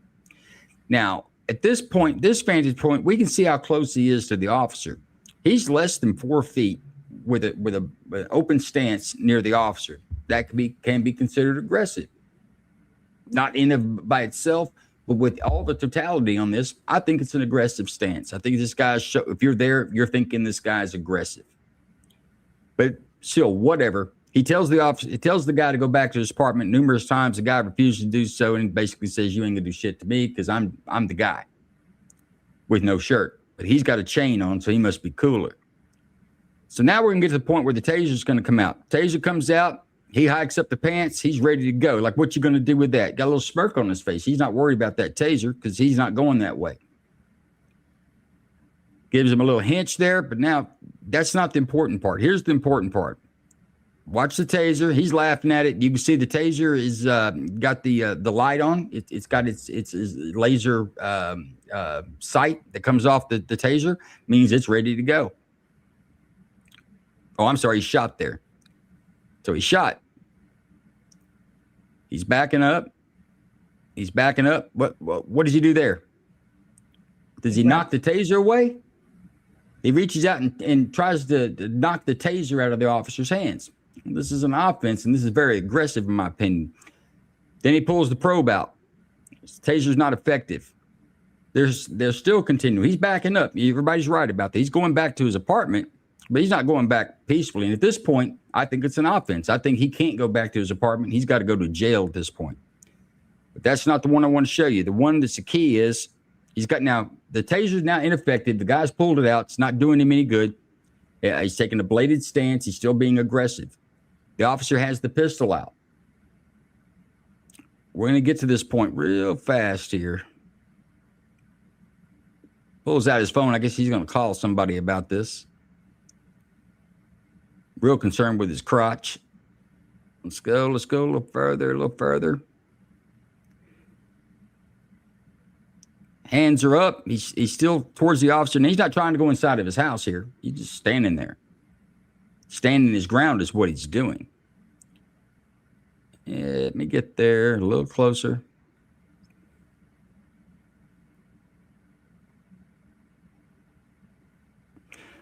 All right. I'm going to freeze that there for a second. What he does is he reaches up with his hand here and grabs the officer's pistol. You can see it in that freeze frame there. He grabs the officer's pistol. The officer steps back as he should, and that's when he shoots him. So with that, I think it makes his case more complicated. This actor has both been aggressive. He's been non-compliant with lawful orders. Clearly, the officer has the authority to tell him to go back to his apartment and separate the parties in a domestic or a disturbance situation like this. In fact, it's textbook. Get the parties separated. Fails to obey the commands. The taser is deployed, and at the taser deployment, he even pulls out the probe and slaps the taser away. So he's like, hell no, I won't go. Taser's not going to work. He goes to his pistol and tells the guy, at this point, I believe he's trying to take him into custody. He wasn't real clear on that, but things are kind of happening fast. The guy still doesn't give a shit, hikes up his pants, keeps a bladed position. He does regress back to his apartment, but he doesn't go inside his apartment. He's there. As the officer approaches, he reaches up and grabs the gun.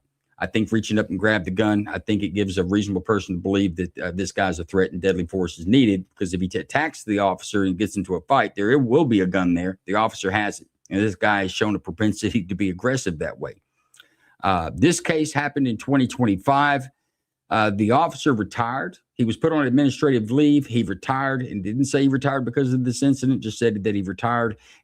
And excuse me. And there still has not been a decision out of the state Attorney General's office as to whether this was a justified shoot or not. But I think at the end of the day, this probably will be a justified shoot. For those two reasons, of the guy reaching out and touching the officers, both weapons, a taser is a weapon, along as with the pistol, which is a deadly weapon. I think that you could build a case there for reasonable fear for using deadly force. Did anybody see these points when they were watching the video, or did any of that change anyone's mind before we go to our next case? Yeah, I did, Joe. I did. Personally, I think that the officer's position right here is the position that he should have originally assumed while he was talking to that individual. But he had too close proximity, I believe, with a drawn, single-handed, held weapon, firearm. Well, let me ask you this. We talk about tactics a lot as if, we're all experts on police tactics. But if someone doesn't use good police tactics or they make the wrong tactical decision, does that make them liable for murder? Does that take away their ability to defend themselves? Yeah, but does that not escalate a situation when certain mistakes in the moment are made? Is there a requirement for de-escalation? And the reason, the reason I say this is the same laws that this officer can be prosecuted under are the same laws you and I can be prosecuted under here in the United States for using deadly force to defend our homes, or in public, our family. The same lattice and scaffolding applies. So if we say officers have some sort of a duty now to de-escalate, then it means we do too. And I don't think that we do. I don't think that that's the way laws are written in the states, in most states, when it comes to the use of deadly force, and particularly for police officers, that there is a duty to de-escalate. I think it's dangerous when we look at these and say, well, that officer didn't try not to shoot him. Well, sometimes I'm trying to shoot him. It goes that way. So you asked the question. I didn't catch when he went for the gun. I didn't see that part. I saw him go for the taser, but not the gun. And that does make a world of difference. As soon as his hand went for the gun, I would change my vote. If they had showed it down and showed me that, I would have changed my vote to reasonable. Okay. Anybody else on the panel feels different than their vote? And I don't want to spend too much time on it because we're going to run out of time, not because there are other cases. But does anybody else feel with the added information? I didn't catch that either because it happened so fast. And honestly, I thank God that I ain't the one that had to really, at the end of the day, make the ultimate decision on what happens there. And definitely, I wouldn't have wanted to be in the officer's position either. So I wanted to add that before I said anything else.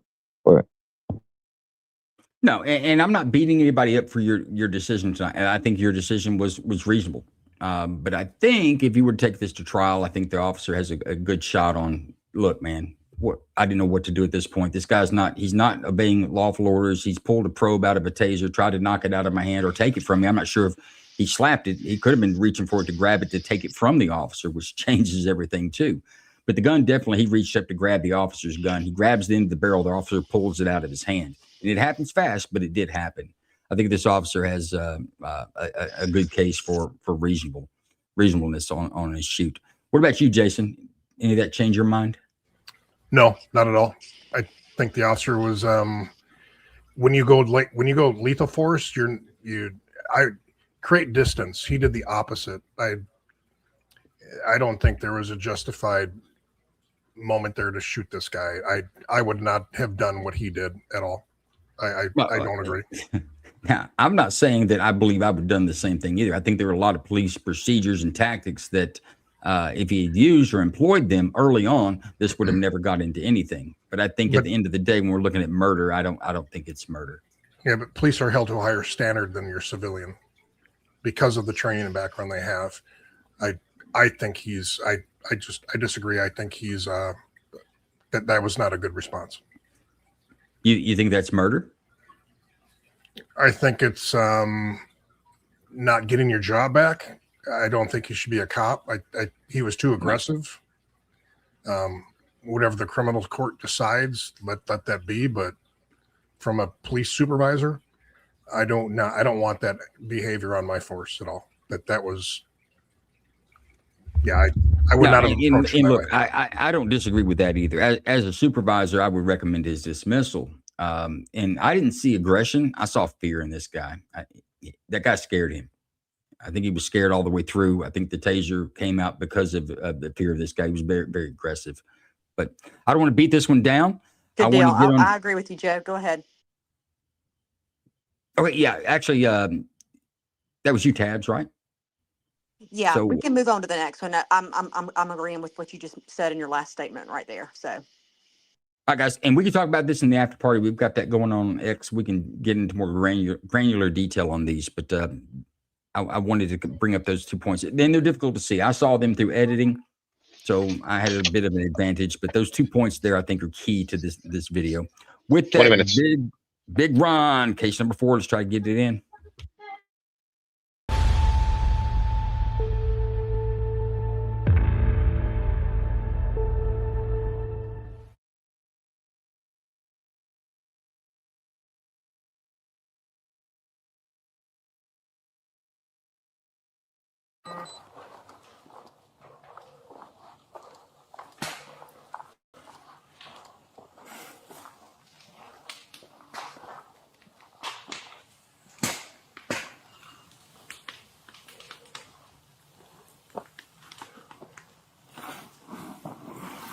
Hey, John, the fire department's here if you want to let them do their thing. They're not here yet. They're here down there. Bullshit. John, Are they right here? No. John, they're right here. Can you please step back? I don't want you to get hurt. I don't give a shit. I'm gonna be dead anyway. Your code enforcement wants to kill me. Who? John, don't make me have to drag you out of there, please. You want to do what? You're gonna do what? I don't want to have to drag. What? Stop. You're gonna Stop. do what? Stop. You're gonna burn John. my fucking truck down. John, we have the fire department coming over here. Leave that alone. And you come after me like that again, you're gonna fucking get put on the ground. I'm dead anyway. I'm dead anyway. 81 Edward 25.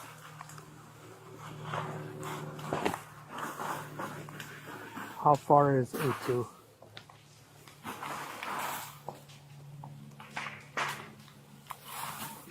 Make a priority response. I had John try to come after me when I told him to get away from the fire. Check that out.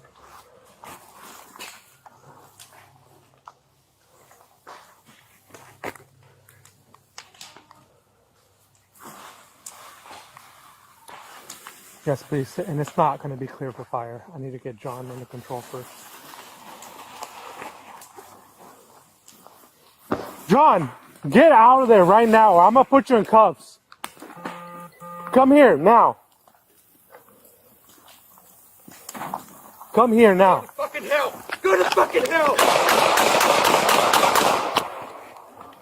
Edward 25, shots fired, shots fired. John, get down on the fucking ground! John, get down on the fucking ground, now! Oh, it's hard. Get down on the fucking ground! Everybody get down, now! What did you shoot me with? Edward 25, do not let fire come in. John pulled out a handgun. He's been shot multiple times.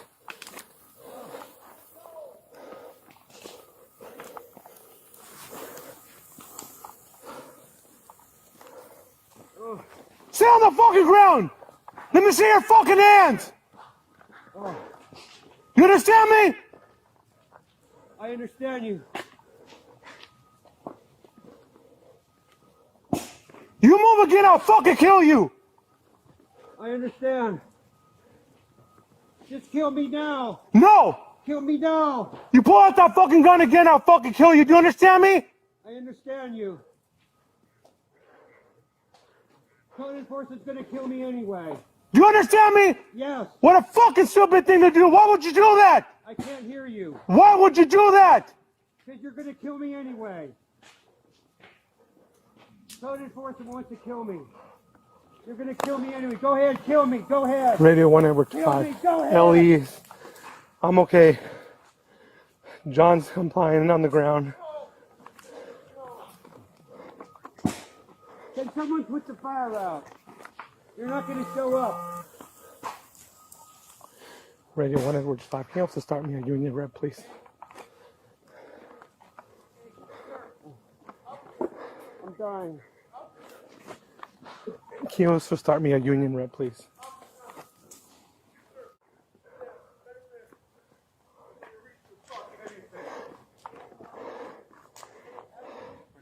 He's right here. Cuff, I got a rifle.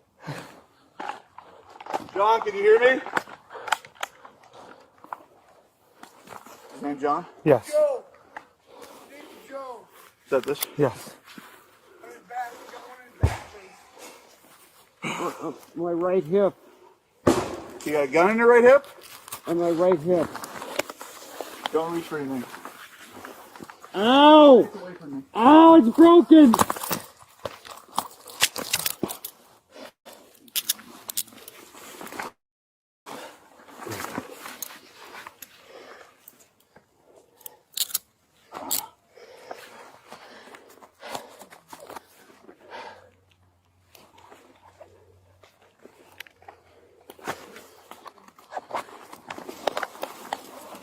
Right there.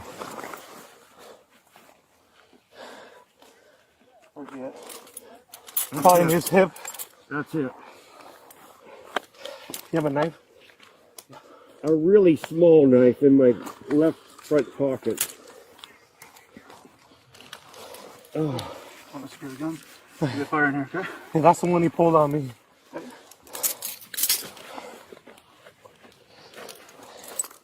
In my left front pocket.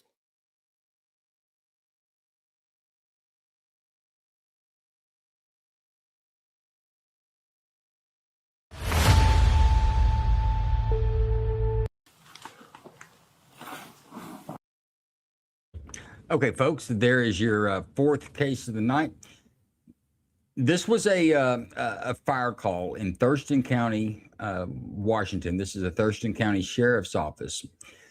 The officer responds. We see what happens there. There's another little side to this. This property is in some sort of dispute. You heard the deputy call over the radio that they know the suspect that he shot by first name, kept calling him John. That's because they've been out there many times. There's been some sort of code enforcement out there that people were living on land they weren't supposed to be living on. And the information that I got with it, they called it illegal property, unlawful property. I don't know exactly what that term means, but this place was known by law enforcement before they get there. Any portions of this video we'd like to see again, or any questions that we have with our jury? Can I see the part right before the officer fired? Like the part where you can, because maybe it's just that it's too far away. Couldn't see the gun. I know there was a gun. I'm not debating that. I was just seeing when it came up. If you can actually see it. I'm not sure if I can.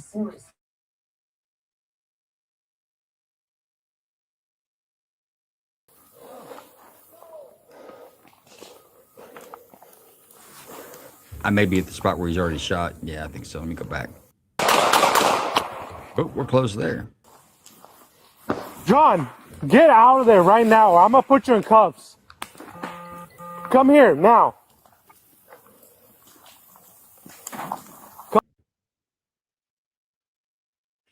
Okay, Linda, I'm pausing it. So he walks back by the car and he turns around. You can see the gray beard on his face that's facing us. That's about the clarity that you can get.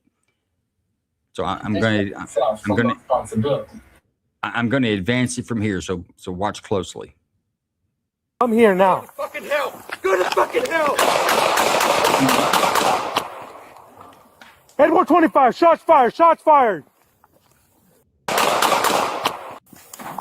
Come here now. Fucking hell! Go to fucking hell! Edward 25, shots fired, shots fired. It was still very hard for me to see, only because it's probably too tiny on my screen. But yeah, I'm good. All right, Big Ron, put us up a clock. Let's try to get this one in. Okay, I'm going to Patriot Nola first. Patriot Nola, what do you think about this one? Well, it's obvious he's been out there several times since he was calling him by first name. And I think he was trying to give him all the benefit of the doubt until right there. And I do believe he drew his gun. So I think Now, the police officer was legit in what he did. I mean, we did see it was a clear video that he definitely had a revolver holstered on his, Oh, on his right yes. hip. Yeah, so he absolutely had a gun, no doubt about that. Okay, so you're leaning towards reasonable, yeah? Yes. Okay, Tabs, how say you on this? What are you thinking? Hey, did he, okay, he had a pistol on his revolver on him. Did he reach for I couldn't really tell in that feed, but was he reaching for his revolver? You can't really tell. The portion where I froze it, where you can see the guy's gray beard and the green coat facing you, you can't see enough distinction. You can tell if it's his face. You just know that he's got a gray beard. You can see that. At that point, his right arm is going near his waistband. I don't know if he's drawing a weapon or not, but he's definitely making some furtive movements in that direction. Okay. Okay. Well, then, I mean, at this point, you know, with the officers, I mean, I'll be honest. I mean, they have a split-second decision to make right there. And clearly that they've been out there multiple times, or at least enough to know this guy on a first-name basis. Right. But, I mean, if he thinks that the officer feels like his life is being threatened, then why would they have to suffer and a criminal get away with anything? I mean, regardless of what it was. If you reach for something, for me, that's just... I'm just going to say that. But this guy looked like he was turning away from the officer from the get-go. He wasn't trying to be much of an aggressor. He wanted to die. Not that that means anything. But the thing about it is that I don't think there was any reason. I mean, I do think if he was reaching down and putting his hand on his revolver, then absolutely, you know, at that moment, that officer had to act. It has milliseconds Well, now, to decide. at the time the officer shot, he was walking away, but he turns around, and I like I say, I froze it where you can see that he changes his body orientation from his back to the officer to his face to the officer. And then he takes 3 steps before the officer shoots. And the guy says something like F you or something like that. And then he takes steps forward. And remember, we're only trying to make a determination. Was it reasonable that the officer had a fear for his life or the life of a third person? It's hard for me. I'm going to say I'm on the fence, but I'm going to say... You can remain on the fence right now. I'm not asking for a vote. Let me do that. Let me hear everybody else, and then I'm there you go. If you're on the fence, that we got some fast talkers in here. They may be able to convince you. Let's go to Alan next. Alan, what do you think about this? My biggest point was the way in which the individual John had spun around so quickly. I mean, that was quick. And for his age and everything, the delusional statements about I'm going to die and this and that kind of go to mental state. So that's kind of a little bit of a red flag.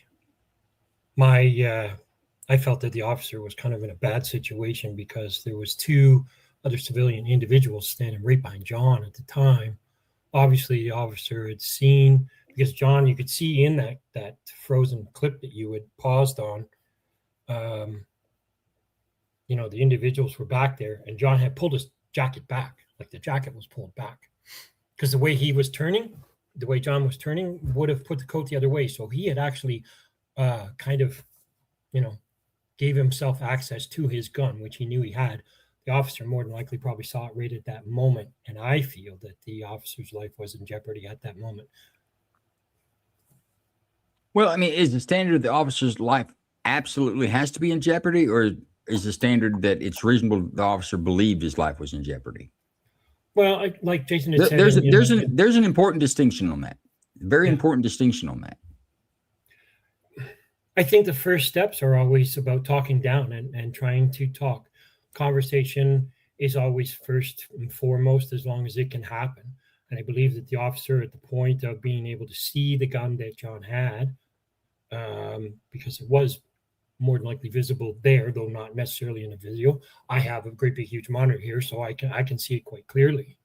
And I think the way in which the individual spun and had made the advancement towards the officer, that the officer's life was in jeopardy at that moment. And I'm going to call you on that distinction again. The officer's life was for sure in jeopardy, or it's reasonable for the officer to believe his life was in jeopardy? Well, the difference, Joe, between waiting for the individual to actually draw the weapon and point it at you before you start shooting, that's a super fine, thin hair. Is that an obligation? No. Is that something the law is going to say? He wasn't shooting at you, so your life wasn't in danger? No, I don't believe so. No, it's not. It's a reasonable fear is what we're looking at. Did the officer have a reasonable fear when he used deadly force? And I agree that he was. Okay. And the only reason I called you on that is like, well, the officer at that point, his life was in danger. We don't know. We don't know if this guy really pulled a gun. We don't know if he intended to kill the officer. He could have been just throwing a fit. But I think it's reasonable, or what you're saying, it's reasonable that the officer believed that his life could be in danger. Yeah? Yes. Is that where we're at? Okay. Yeah. Let's go to Linda. Linda, tell us what you think. I think as soon as he made that turn and reached to where that close to where that holster was, I thought, yeah. The other things that got me on this was I'm gonna die anyway, and then later when he said, "Will you just kill me now?" So he was attempting to die suicide by cop. He was looking for that. So I think until he actually got shot and felt the pain anyway, because he didn't fight it after that. But yeah, I'm going with what this is reasonable. I know you're not taking the vote, but just That's that where you're last at part. Yeah, you're at reasonable right now. Okay. Yeah. Let's see if Bob can change your mind. Bob, you going to convince Linda otherwise? Honestly, I commend the officer not shooting him again after he ran back. I honestly believe if I was in that position, I'm not a police officer, never have been, but if I was in that position, I would have done the same thing because he reached. He reached. That's what I got to say. Fair enough. Let's take a vote. The only one we had on the fence was Tabs. Actually, let me come back to you, Tabs. Are you one way or the other, or you still unsure? I'm reasonable. You're reasonable? Very good. Yeah, I'll take it's a it. sad situation, but I'm reasonable at this point. I'll take it. Linda, how say you? Reasonable or not? Reasonable. Alan, what's your vote? Reasonable force, Joe. Very good. Bob, what are you going to do? No bill. No bill. And Patriot Nola. Reasonable. You're going to land on reasonable. Okay. Let's put it up there. That's sorry, Tabs. No, Am I I got up here Tabs. multiple times? Yeah. No, I'm sideways. Tabs was the first one. Reasonable force. That's our vote. We've got a caller online. Is that right, Ron? That is correct. We have a caller on the line, and it's one of our subscribers. Welcome to the show, Moon. What the hell? What's going on, Moon? She plugged in? I'm here. Go ahead. You're live on the air, Moon. What do you got to say about this case? Joe, you little rascal, you didn't tell me. I got a minute and a half, so make it quick, please. Okay. You little rascal, you didn't tell me you were Sherwin, my hometown here. I actually am quite you're aware not of that this case. high enough. You're not high enough on the premium tier member for me to tell you what my case is going to be each week. There is a way to get there, though. I know. So I actually know John. Okay, if y'all recall, I am a recovering addict. And John is not the most legal-minded nutcase there is.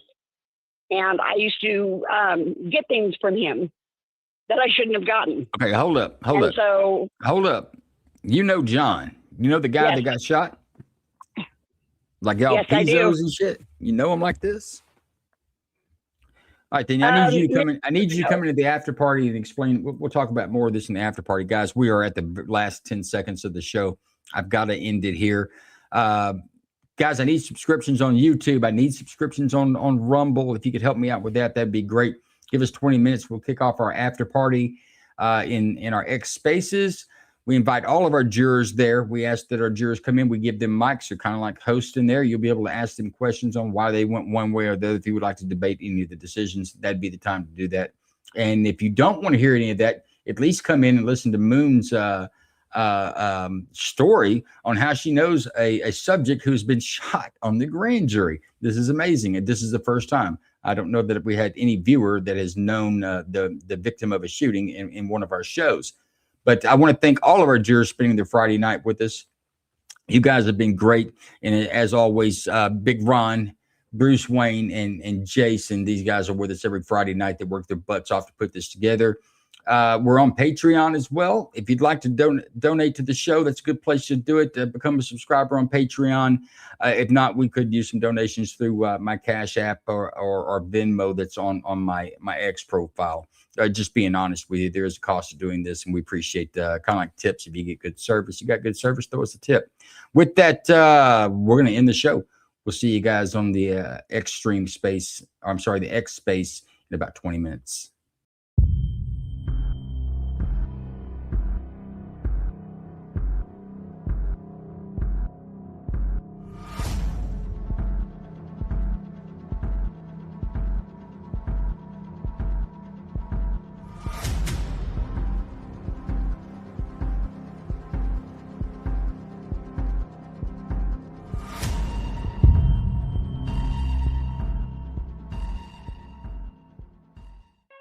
An incarcerated individual's use of institutional telephones constitutes consent, and your calls may be provided to law enforcement agencies. Thank you for using Securus. You may start the conversation now.